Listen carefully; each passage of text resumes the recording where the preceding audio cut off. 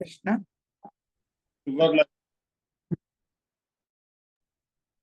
ಎಲ್ಲರಿಗೂ ಸ್ವಾಗತ. ಹರೇ ಕೃಷ್ಣ. ತುಂಬಾ ಮುಖ್ಯವಾದಂತ ದಿವಸ ಇವತ್ತು.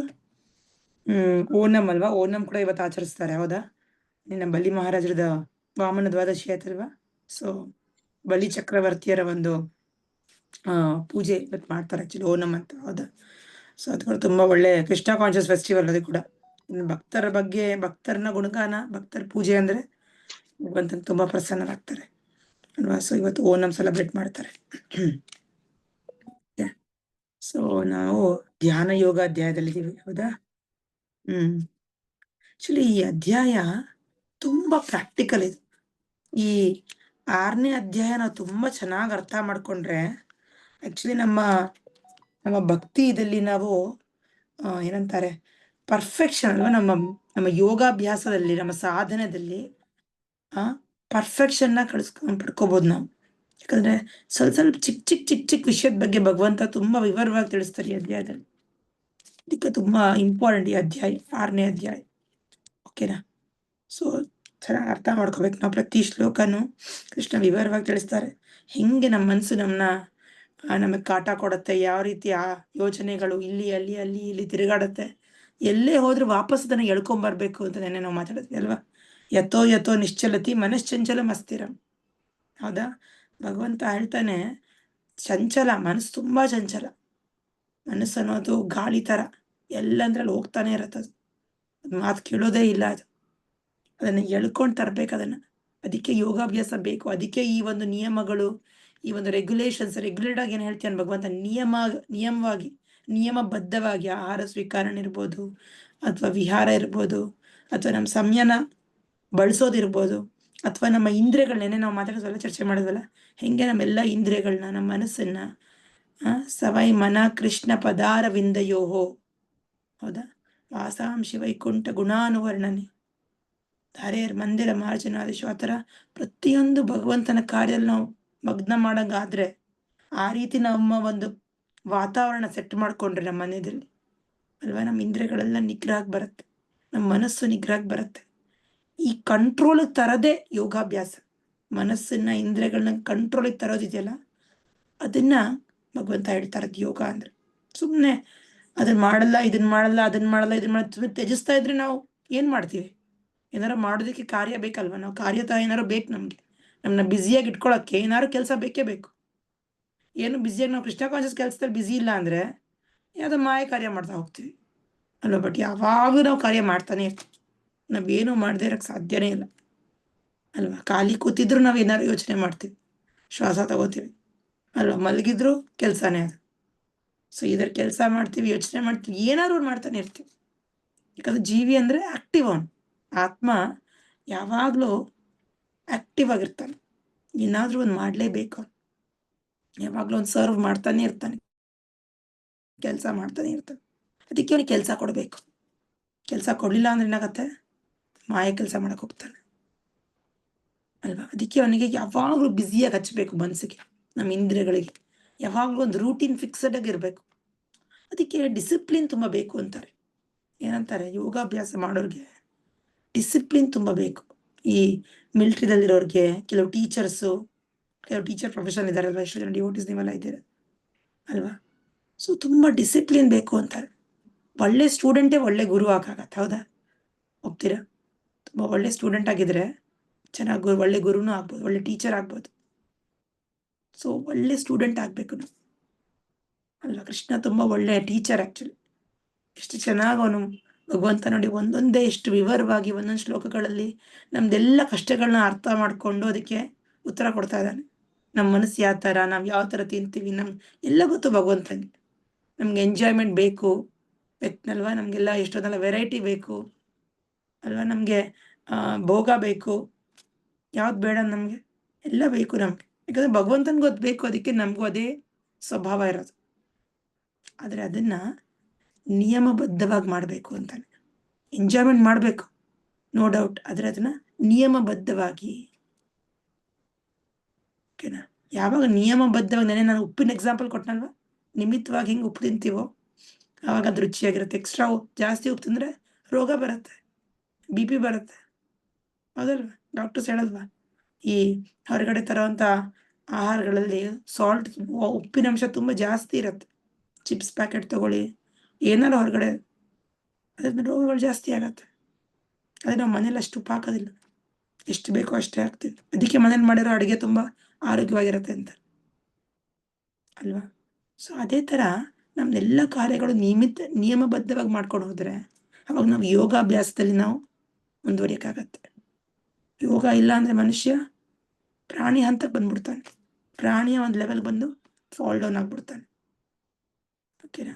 ಸೊ ಅದು ಆಗಬಾರ್ದು. ಅದಕ್ಕೆ ಕೃಷ್ಣ ಹೇಳೋದು, ಮನಸ್ಸು ಎಷ್ಟೇ ಚಂಚಲವಾಗಿದ್ರು ಅದನ್ನ ಹೇಳ್ಕೊಂಬರ್ಬೇಕು, ಅದನ್ನ ಮತ್ತೆ ಮತ್ತೆ ತಂದ್ಬಿಟ್ಟು ಭಗವಂತನ ಸೇವೆದಲ್ಲಿ ಹಾಕ್ಬೇಕು. ಓಕೆನಾ. ಇವತ್ತು 27ನೇ ಶ್ಲೋಕನ ಮುಂದುವರ್ಸೋಣ. ಈ ಇವತ್ತಿನ ಶ್ಲೋಕಗಳಲ್ಲಿ ಕೆಲವೊಂದು ಅರ್ಜುನ ಉತ್ತರ ಕೊಡ್ತಾನೆ.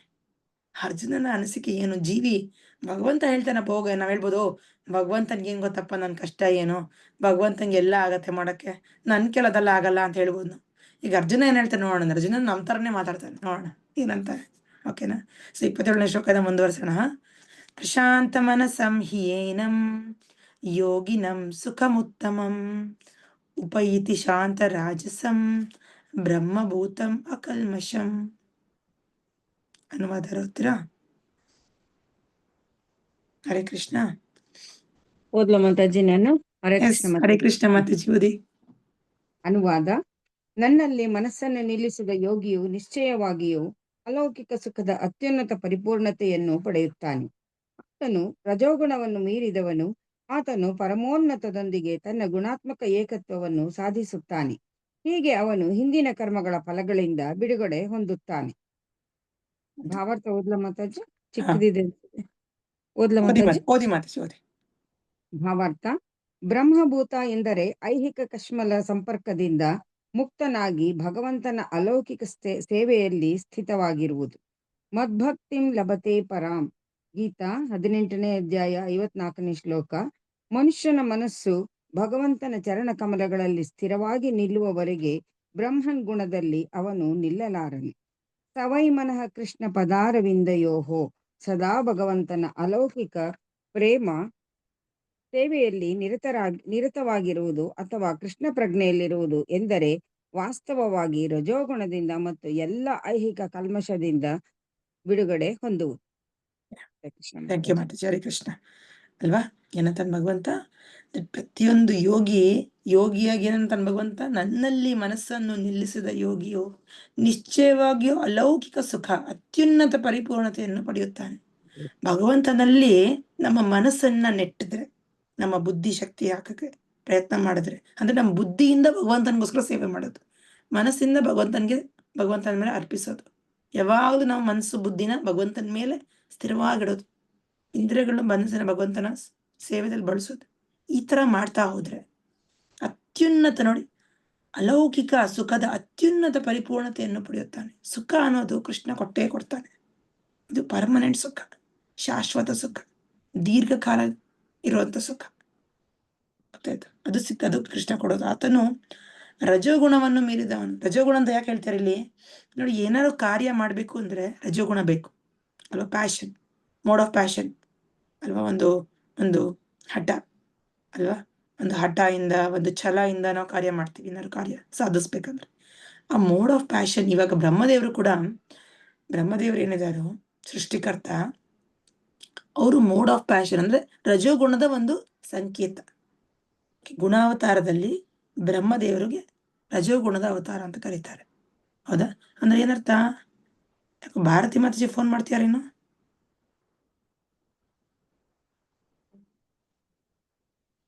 ಸೊ ರಜೋಗುಣದ ಸಹಾಯದಿಂದ ಬ್ರಹ್ಮದೇವರು ಕೂಡ ಈ ಒಂದು ಸೃಷ್ಟಿ ನಡೆಸ್ತಾರಂತೆ. ಈ ಸೃಷ್ಟಿಯ ಒಂದು ಉತ್ಪತ್ತಿ ಮಾಡೋದು, ಜೀವರಾಶಿಗಳಿಗೆ ದೇಹಗಳನ್ನ ಕೊಡೋದು, ಇದೆಲ್ಲ ರಜೋಗುಣ ಬೇಕು. ಸೊ ಏನಾದ್ರು ಕಾರ್ಯ ಮಾಡ್ಬೇಕು ಅಂದ್ರೆ ರಜೋಗುಣದ ಮುಖಾಂತರ ಮಾಡ್ತೀವಿ, ಆಯ್ತಾ. ಆದ್ರೆ ಎಲ್ಲ ಗುಣ ಇದ್ರೂ ಕೂಡ, ನಮ್ಮಲ್ಲಿ ರಜೋಗುಣ ಬೇಕಾಗಿದ್ರು ಕೂಡ ಕಾರ್ಯ ಮಾಡೋದಕ್ಕೆ ಆ ಗುಣದ ಪ್ರಭಾವದಿಂದ ನಾವು ಹೊರಗೆ ಬರ್ತೀವಿ. ಅಂದ್ರೆ ಆ ಗುಣದ ಸಹಾಯದಿಂದ ನಾವು ಕಾರ್ಯ ಮಾಡ್ತೀವಿ, ಬಟ್ ಆ ಗುಣದ ಒಂದು ಪ್ರಭಾವಕ್ಕೆ ಒಳಗಾಗಲ್ಲ ನಾವು. ಅರ್ಥ ಆಗ್ತಿದೆಯಾ ನಮ್ಗೆ? ಇವಾಗ ಡಾಕ್ಟರ್ಸ್ ಮೆಡಿಸಿನ್ ಕೊಡ್ತಾರೆ, ಹೌದಾ, ಅವ್ರ ಆಸ್ಪತ್ರೆಯಲ್ಲಿ ಇದಾರದ ಮಾತ್ರಕ್ಕೆ ಅವ್ರ ರೋಗಿಗಳಲ್ಲ ಅಲ್ವಾ, ಅವ್ರು ಬರೀ ಟ್ರೀಟ್ಮೆಂಟ್ ಕೊಡ್ತಾರಷ್ಟೇ. ಅಲ್ವಾ? ಪೊಲೀಸರು ಅವ್ರ ಕೈದಿಗಳನ್ನ ಹಿಡಿತಾರೆ. ಪೊಲೀಸ್ ಸ್ಟೇಷನ್ ಇದ್ದಾರೆ ಮಾತ್ರ ಅವ್ರ ಕೈದಿಗಳಲ್ಲ. ಅದೇ ರೀತಿ ನಾವು ಈ ರಜೋಗುಣ ನಮ್ಮಲ್ಲಿ ಇದ್ರೂ ಕೂಡ ನಾವು ಯಾವಾಗ ಸವೈಮನ ಕೃಷ್ಣ ಪದಾರವಿಂದಯೋ ಮಾಡ್ತೀವೋ, ಅಂದ್ರೆ ಎಲ್ಲಾ ಇಂದ್ರಿಯಗಳನ್ನೇ ನಾವು ಚರ್ಚೆ ಮಾಡಿಲ್ಲ, ಅಂಬರೀಷ್ ಮಹಾರಾಜ್ ಹೇಗೆ ನಡ್ಕೋತಾರೆ ಆ ಥರ ನಾವು ಮಾಡೋಂಗಾದ್ರೆ ಆ ರಜೋಗುಣದ ಮುಖಾಂತರ ನಾವು ಎಲ್ಲಾ ಕಾರ್ಯಗಳು ನೆರವೇರಿಸ್ಕೊಂಡು ಹೋಗ್ಬೋದು. ಅಂದ್ರೆ ಆ ಗುಣದ ಪ್ರಭಾವಕ್ಕೆ ನಾವು ಸಿಗಾಕೊಳ್ಳೋದಿಲ್ಲ. ಆಯ್ತಾ? ಅವಾಗ ಅದು ಏನಂತಾರೆ ನೋಡಿ, ಅದಕ್ಕೆ ಏನಂತಾರೆ ಇಲ್ಲಿ ಪ್ರತಿಯೊಳಗ ಕೃಷ್ಣ ಪ್ರಜ್ಞೆಯಲ್ಲಿರುವುದು ಎಂದರೆ ವಾಸ್ತವವಾಗಿ ರಜೋಗುಣದಿಂದ ಮತ್ತು ಎಲ್ಲಾ ಐಹಿಕ ಕಲ್ಮಶದಿಂದ ಬಿಡುಗಡೆ ಹೊಂದುವುದು. ಐಹಿಕ ಕಲ್ಮಶ ಅಲ್ವಾ? ಮಟೀರಿಯಲ್ ಕಂಟ್ಯಾಮಿನೇಷನ್ ಅಂದ್ರೆ ಕೊಳೆ. ಒಂದು ಗುಣ ಅಂದ್ರೆ ಏನರ್ಥ? ಗುಣ ಅಂದ್ರೆ ಅದೊಂದು ಕೊಳೆ ಇದ್ದಂಗೆ. ಸತ್ವಗುಣ ಇರ್ಬೋದು, ರಜಗುಣ ಇರ್ಬೋದು, ತಮ ಗುಣ ಇರ್ಬೋದು. ಗುಣದ ಪ್ರಭಾವದಲ್ಲಿ ನಾವು ಕಾರ್ಯ ಮಾಡ್ತಿದೀವಿ ಅಂದ್ರೆ ಒಂದು ಗಲೀಜ್ ನಮ್ಮಲ್ಲಿ ನಮ್ಗೆ ಹಚ್ಕೊಂಡು ನಾವು ಮಾಡ್ದಂಗೆ. ಅಲ್ವಾ? ನಾವು ಕ್ಲೀನ್ ಆಗಿರ್ಬೇಕು ಅಂದ್ರೆ ಆ ಗುಣದಿಂದ ಹೊರಗೆ ಬರ್ಬೇಕು, ಮೇಲಕ್ಕೆ ಏರ್ಬೇಕಂತ ಕೃಷ್ಣ. ಗುಣಾತೀತ ಆಗ್ಬೇಕು ನಾವು. ಗುಣಾತೀತ ಅಂದ್ರೆ ಟ್ರಾನ್ಸೆಂಡೆಂಟಲ್, ಅಲೌಕಿಕ. ಆ ಸ್ಟೇಜಿಗೆ ನಾವು ಬರೋದಕ್ಕೆ ಸಾಧ್ಯ ಯಾವಾಗ? ಎಲ್ಲ ನಮ್ಮ ಇಂದ್ರಿಯಗಳನ್ನ, ನಮ್ಮ ಮನಸ್ಸನ್ನ, ನಮ್ಮ ಬುದ್ಧಿನ ಕೃಷ್ಣನ ಸೇವೆಯಲ್ಲಿ ಬೆಳೆಸ್ಬೇಕು. ಕೃಷ್ಣನಿಗೋಸ್ಕರ ಕಾರ್ಯ ಮಾಡೋದು, ಅವನ ಸಂತೃಪ್ತಿಗೋಸ್ಕರ ನಡ್ಕೊಳ್ಳೋದು. ನಾನು ಈ ಥರ ನಡ್ಕೊಂಡ್ರೆ ಭಗವಂತನಿಗೆ ಮೆಚ್ಚುಗೆ ಆಗತ್ತಾ ಅಂತ ನಾವು ಪ್ರಶ್ನೆ ಮಾಡೋದು. ನಾನು ಯಾರಿಗಾರು ಅಂದ್ವಿಯಪ್ಪ, ಭಗವಂತನಿಗೆ ಮೆಚ್ಚುಗೆ ಆಗತ್ತಾ? ಈ ಥರ ನಾನು ಮಾತಾಡ್ಬೋದಾ? ಈ ಥರ ನಾನು ಕೇಳ್ಬೋದಾ? ಈ ಥರ ನಾನು ನಡ್ಕೋಬೋದಾ? ಹಿಂಗೆ ಯೋಚನೆ ಮಾಡ್ಬೋದಾ? ಭಗವಂತನಿಗೆ ಏನು ಅನ್ಸತ್ತೆ? ಭಗವಂತನಿಗೆ ಇಷ್ಟ ಆಗತ್ತಾ? ಮೆಚ್ಚುಗೆ ಆಗತ್ತಾ? ಅಲ್ವಾ? ಯಾವಾಗ ನಾವು ಈ ಥರ ಯೋಚನೆ ಮಾಡ್ತೀವೋ ಆವಾಗ ನಮಗೆ ದಾರಿ ಸಿಗತ್ತೆ ಅಲ್ವಾ? ನಮ್ಮಲ್ಲಿ ಒಳ್ಳೆ ಗುಣಗಳು ಬರುತ್ತೆ. ಓಕೆನಾ? ಸೊ ಅದೇ ಕೃಷ್ಣ ಹೇಳ್ತಿರೋದು, ಶಾಂತ ಮನಸಮೀಯನಂ ಯೋಗಿನಂ ಸುಖಮುತ್ತಮಂ. ಉತ್ತಮ ಸುಖ ಸಿಗತ್ತೆ ನಮ್ಗೆ. 28ನೇ ಶ್ಲೋಕ ಹೋಗೋಣ. ಯುಂಜನ್ಯೇವಂ ಸದಾತ್ಮಾನಂ ಯೋಗಿ ವಿಗತ ಕಲ್ಮಷಃ ಸುಖೇನ ಬ್ರಹ್ಮ ಸಂಸ್ಪರ್ಶಂ ಅತ್ಯಂತಂ ಸುಖಮಶ್ನುತೆ. ಮತ್ತೆ ಸುಖದ ಬಗ್ಗೆ ಹೇಳ್ತೀಯ ಕೃಷ್ಣ. ಭಗವಂತ ಏನಂತ ಯಾರು ಮತ್ತೆ ಓದಿ, ಅನುವಾದ ಯಾರು ಓದಿಲ್ವೋ? ಹರೇ ಕೃಷ್ಣ ಮಾತಾಜಿ. ಅನುವಾದ: ಸದಾ ಯೋಗಾಭ್ಯಾಸದಲ್ಲಿ ನಿರತನಾದ ಆತ್ಮ ಸಂಯಮಿಯಾದ ಯೋಗಿಯು ಎಲ್ಲ ಐಹಿಕ ಕಲ್ಮಶದಿಂದ ಮುಕ್ತನಾಗಿ ಭಗವಂತನ ಅಲೌಕಿಕ ಪ್ರೇಮ ಸೇವೆಯಲ್ಲಿ ಪರಿಪೂರ್ಣ ಸುಖದ ಅತ್ಯುನ್ನತ ಹಂತವನ್ನು ತಲುಪುತ್ತಾನೆ. ಭಾವಾರ್ಥ ಓದ್ಲಾ ಮಾತಾಜಿ? ಓದಿ ಮಾತಾಜಿ. ಭಾವಾರ್ಥ ಶ್ರೀ ಆತ್ಮ ಸಾಕ್ಷಾತ್ಕಾರ ಎಂದರೆ ಪರಮ ಪ್ರಭುವಿನೊಂದಿಗೆ ಮನುಷ್ಯನಿಗೆ ಇರುವ ಸಂಬಂಧದ ಸಹಜ ಸ್ವರೂಪವನ್ನು ತಿಳಿದುಕೊಳ್ಳುವುದು. ವೈಯಕ್ತಿಕ ಆತ್ಮವು ಪರಮಪ್ರಭುವಿನ ವಿಭಿನ್ನಾಂಶ. ಅದರ ಸ್ಥಾನವೆಂದರೆ ಭಗವಂತನಿಗೆ ಅಲೌಕಿಕ ಸೇವೆಯನ್ನು ಮಾಡುವುದು. ಪರಮಪ್ರಭುವಿನೊಂದಿಗೆ ಈ ದಿವ್ಯ ಸಂಪರ್ಕಕ್ಕೆ ಬ್ರಹ್ಮ ಸಂಸ್ಪರ್ಶ ಎಂದು ಹೆಸರು. ಧನ್ಯವಾದ. ಹರೇ ಕೃಷ್ಣ. ಅಲ್ವಾ? ಎಲ್ಲ ಜೀವಿ ಏನಂತಾರೆ? ಭಗವಂತನ ಅಂಶ, ಭಗವಂತನ ಪಾರ್ಟ್ ಅಂಡ್ ಪಾರ್ಸಲ್ ಅಲ್ವಾ? ನಾವೆಲ್ಲರೂ ಭೌತಿಕ ಜೀವಿ ಅಲ್ಲ, ನಾವೆಲ್ಲರೂ ಆಧ್ಯಾತ್ಮಿಕ ಜೀವಿ. ಆದ್ರೆ ಭೌತಿಕ ದೇಹ ನಾವೆಲ್ಲರೂ ತಗೊಂಡಿದ್ದೀವಿ ನಮ್ಮ ಕರ್ಮಾನುಸಾರ ಅಲ್ವಾ? ಭೌತಿಕ ದೇಹ ತಗೊಂಡಿದ್ದೀವಿ, ಭೌತಿಕ ಪ್ರಪಂಚಕ್ಕೆ ಬಂದು ಬಿದ್ದಿದ್ದೀವಿ ಅಲ್ವಾ? ನಾವು ಯಾವುದು ಏನಂತಾರೆ ಇನ್ಕಂಪ್ಯಾಟಿಬಲ್ ಅಂದ್ರೆ ಕೆಲವೊಂದು ಹೇಳ್ತಾರ, ಆಯುರ್ವೇದ ಪ್ರಕಾರ ವಿರುದ್ಧ ಆಹಾರ ಅಂತ ಹೇಳ್ತಾರೆ. ಹೌದಾ? ಗೊತ್ತಾ? ಕೇಳಿದಿರಾ? ವಿರುದ್ಧ ಆಹಾರ ಅಂದ್ರೆ ಹಣ್ಣಿನ ಜೊತೆ ಹಾಲು ಮಿಕ್ಸ್ ಮಾಡೋದು, ಅದು ವಿರುದ್ಧ ಆಹಾರ, ಅಂದ್ರೆ ತಗೋಬಾರ್ದು ಅದು ಅಲ್ವಾ? ಹಾಲಲ್ಲಿ ಉಪ್ಪು ಹಾಕೊಳ್ಳೋದು, ಅದು ವಿರುದ್ಧ ಆಹಾರ. ಹೌದಾ? ಸೊ ಈ ವಿರುದ್ಧ ಆಹಾರ ಅಂದ್ರೆ ನಮ್ಗೆ ಒಳ್ಳೇದು ಮಾಡೋದಿಲ್ಲ. ನಮ್ಮಲ್ಲಿರೋ ಕಫ ಪಿತ್ತ ವಾಯು ಬದಲಾವಣೆ ಮಾಡುತ್ತೆ, ರೋಗ ತರುತ್ತೆ. ಸೊ ವಿರುದ್ಧ ಯಾಕೆ ಅಂದ್ರೆ ನಾವು ಆಧ್ಯಾತ್ಮಿಕ ಜೀವಿ, ಆಧ್ಯಾತ್ಮಿಕ ಪ್ರಪಂಚದಲ್ಲಿ ಇರಬೇಕು. ಆದ್ರೆ ಭೌತಿಕ ಪ್ರಪಂಚದಲ್ಲಿದ್ದೀವಿ, ಭೌತಿಕ ವಸ್ತುಗಳು, ಭೌತಿಕ ವಿಷಯದ ಬಗ್ಗೆ ನಾವು ಹಚ್ಕೊಂಡಿದೀವಿ, ಅಟ್ಯಾಚ್ಮೆಂಟ್ ಇಟ್ಕೊಂಡಿದೀವಿ ಅಲ್ವಾ? ಭೌತಿಕ ಪ್ರಪಂಚದ ಸೇವೆ ಮಾಡ್ತಾ ಇದೀವಿ, ಮಾಯೆ ಸೇವೆ ಮಾಡ್ತಾ ಇದೀವಿ. ಸೊ ವಿರುದ್ಧ ಅಲ್ವಾ? ಮೀನು ನೀರಲ್ಲಿರುತ್ತೆ. ಹಾಲಿನ ಜೊತೆ ಏನ್ ತಗೋಬಾರ್ದೇನ್ರಿ? ಉಪ್ಪು. ಹಾ, ನನಗ್ ಹಣ್ಣಂತ ಕೇಳಿಸ್ತಾ, ಅದಕ್ಕೆ ಹಣ್ಣು ಕೂಡ ಹಣ್ಣು ಹಾಲಿನ ತಗೋಬಾರ್ದು. ಜೊತೆ ಹಾಲಿನ ಜೊತೆ ಹಣ್ಣು ತಗೋಬಾರ್ದು. ಅಂದ್ರೆ ಸಪ್ರೇಟ್ ತಿನ್ಬೋದು, ಬಟ್ ಹಾಲು ಮಿಲ್ಕ್ ಶೇಕ್ ತಗೋಬಾರ್ದು. Milk shake. ಹೌದಾ? ಮಿಲ್ಕ್ ಶೇಕ್ ಕೂಡ ವಿರುದ್ಧ ಆಹಾರ. ಹೌದಾ ಮಾತಾಜಿ? ಗೊತ್ತಿರ್ಲಿಲ್ಲ. ಹಾಲು ಹಣ್ಣು ಸಪ್ರೇಟ್ ತಗೋಬೇಕು. ಓಕೆನಾ? ಸೊ ಆ ಥರ ವಿರುದ್ಧ ಆಹಾರ ಮೀನು ನೀರಲ್ಲಿದ್ದರೆ ಹ್ಯಾಪಿಯಾಗಿ ಬದುಕಿರತ್ತೆ. ಅದಕ್ಕೆ ನೆಲಕ್ಕೆ ತಂದ್ಬಿಟ್ಟು ಏನಾದರೂ ದೊಡ್ಡದಾಗಿ ಅದಕ್ಕೆ ಇರೋದಕ್ಕೆ ಜಾಗ ಕೊಟ್ಟು ದೊಡ್ಡ ರೂಮು ಮನೆ ತಂದು ಕೊಟ್ರೆ ಅದು ಇರೋಕ್ಕಾಗತ್ತಾ? ಅದು ದೊಡ್ಡ ಊಟ ತಿಂಡಿ ಕೊಟ್ಟರೆ ಇರೋಕ್ಕಾಗತ್ತ? ಅದು ಬದುಕೋಕ್ಕೆ ಆಗಲ್ಲ ಅಲ್ವಾ? ಸೊ ಮನುಷ್ಯ ಕೂಡ ಅದೇ ಥರ ಆಧ್ಯಾತ್ಮಿಕ ಜೀವಿ, ಆದರೆ ನಾವು ಭೌತಿಕ ಪ್ರಪಂಚದ ಗುರುತಿಸ್ಕೊತಾ ಇದ್ದೀವಿ. ಅದೇ ನಮ್ಮ ಮೂರ್ಖತ್ವ. ಅದು ನಮ್ಮ ಫರ್ಗೆಟ್ಫುಲ್ನೆಸ್ ಅಷ್ಟೇ. ಅದೇ ಭಗವಂತನ ಮರ್ತೋಗಿರೋದ್ರಿಂದ, ಭಗವಂತನ ಜೊತೆ ಇರೋ ಸಂಬಂಧನ ನಾವು ಮರ್ತೋಗಿರೋದ್ರಿಂದ ನಾವು ದುಃಖ ಪಡ್ತಾ ಇರೋದು. ನಮ್ಮನ್ನು ಈ ಪ್ರಪಂಚದ ಜೊತೆಗೆ ಗುರುತಿಸ್ಕೊತಾ ಇರೋದು. ಓಕೆನಾ? ಸೊ ಭಗವಂತನ ಜೊತೆ ನಾವು ಯಾವಾಗ ಗುರುತಿಸ್ಕೊಂತೀವೋ, ಯಾವಾಗ ನಮ್ಮ ಸಂಬಂಧ ನಿರಂತರ ಸಂಬಂಧ ಭಗವಂತನ ಜೊತೆ ಇರೋದಪ್ಪ, ಈ ಪ್ರಪಂಚ ಜೊತೆ ಅಲ್ಲ ಅನ್ನೋದು ನಮಗೆ ಕ್ರಮೇಣ ಅರ್ಥ ಮಾಡ್ಕೊಂಡು ನಾವು ಅಕಾರ್ಡಿಂಗ್ಲಿ ಆ ರೀತಿಯಲ್ಲಿ ನಾವು ನಡ್ಕೊಂಡು ಹೋದರೆ ನಮ್ಮಲ್ಲಿ ಎಲ್ಲ ರೀತಿ ಒಂದು ಭೌತಿಕ ಕಲ್ಮಶ ಹೋಗತ್ತೆ. ನೋಡಿ, ಬ್ರಹ್ಮ ಸಂಸ್ಪರ್ಶ ಅಂದರೆ ಅದೇ ಟ್ರಾನ್ಸೆಂಡೆಂಟಲ್ ಕಾಂಟ್ಯಾಕ್ಟ್ ಅಂದರೆ ಏನರ್ಥ? ವಿತ್ ಸುಪ್ರೀಂ ಅಂದರೆ ಭಗವಂತ ಜೊತೆ ಸಂಪರ್ಕ ನಮ್ದು ಬೆಳೆಯುತ್ತೆ. ಆಯ್ತಾ? ಇನ್ನು ನಾವು ಯಾರಿಗಾರು ಕಾಲ್ ಮಾಡ್ಬೇಕಂದ್ರೆ ಏನು ಮಾಡ್ತೀವಿ? ನಂಬರ್ ಹಚ್ತೀವಿ, ಫೋನ್ ಮಾಡ್ತೀವಿ, ಹೌದಲ್ವಾ? ಅವಾಗ ನಾವು ಮಾತಾಡ್ಬೋದು, ಹಲೋ ಕೃಷ್ಣ, ನಿಶಾಂತ ಮಾತಾಜಿ ಹೇಗಿದ್ದೀರಾ ಅಂತ. ಭಗವಂತ ಜೊತೆ ಮಾತಾಡಬೇಕು ಅಂದರೆ ಹೇಗೆ ಸಾಧ್ಯ? ಯಾರು ಹೇಳ್ತೀರಾ? ಭಗವಂತನ ಫೋನ್ ನಂಬರ್ ಇದೆಯಾ ನಮ್ಮ ಹತ್ರ? ಹರೇ ಕೃಷ್ಣ ಮಹಾಮಂತ್ರ. ಹರೇ ಕೃಷ್ಣ ಹತ್ರ. Very nice. ಮತ್ತೆ ನಮ್ಮ ಫೀಲಿಂಗ್ಸ್ ಹೇಳ್ಕೊಳ್ಳೋದು ಮಾತಾಜಿ, ದೇವ್ರ ಹಾ, ಹತ್ರ ಭಗವಂತನ ಹತ್ರ ಮನ್ಸು ಬಿಚ್ಚಿ ಹೇಳ್ಕೊಳ್ಳೋದು. Yes, very nice. ಹೇಳ್ಕೊಳ್ಳೋದು. ಕೀರ್ತನೆ ಮಾಡೋದ್ರಿಂದ ಮಾತಾಜಿ. ಕೀರ್ತನೆ, ಎಸ್, ಹೌದು.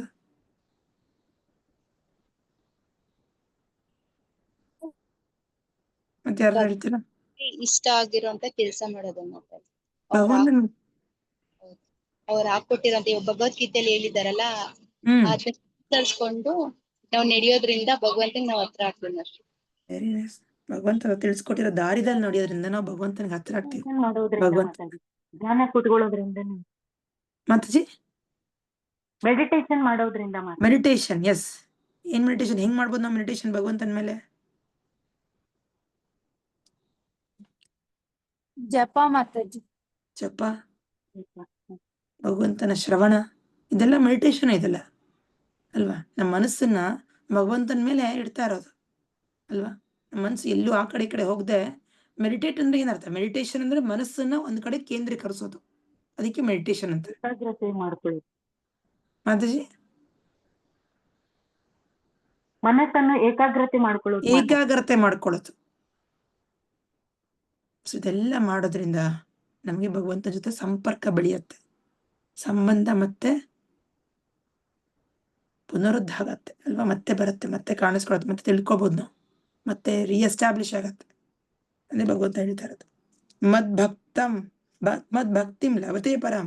ಸೊ ಭಗವಂತನ ಭಕ್ತಿಯುತ ಸೇವೆ ಮಾಡಿದ್ರೆ ನಮ್ಗೆ ನಾವು ಬ್ರಹ್ಮಭೂತ ಸ್ಥಿತಿ ಬರ್ಬೋದು. ಬ್ರಹ್ಮಭೂತ ಸ್ಥಿತಿ ಅಂದ್ರೆ ಆಧ್ಯಾತ್ಮಿಕ ಅಂತ. ಬ್ರಹ್ಮಭೂತ ಪ್ರಸನ್ನಾತ್ಮ ನ ಶೋಚತಿ ನ ಕಾಂಕ್ಷತಿ ಸಮ ಸರ್ವೇಷು ಭೂತೇಷು ಮದ್ಭಕ್ತಿಂ ಲಭತೆ ಪರಂ. ಇದು ಹೇಳೋದು ಬ್ರಹ್ಮಭೂತ ಪ್ರಸನ್ನಾತ್ಮ. ಬ್ರಹ್ಮಭೂತ ಹಂತಕ್ಕೆ ಬಂದ್ವಿ ಅಂದ್ರೆ ನಾವೆಲ್ಲರೂ ಬ್ರಹ್ಮನ್, ನಾವೆಲ್ಲರೂ ಆಧ್ಯಾತ್ಮಿಕ ಜೀವಿ, ಭಗವಂತನ ಅಂಶ ಅನ್ನೋದು ನಾವು ಹಂತಕ್ಕೆ ಬಂದ್ರೆ ಆ ಒಂದು ಹಂತದಲ್ಲಿ ನ ಶೋಚತಿ ನ ಕಾಂಕ್ಷತಿ.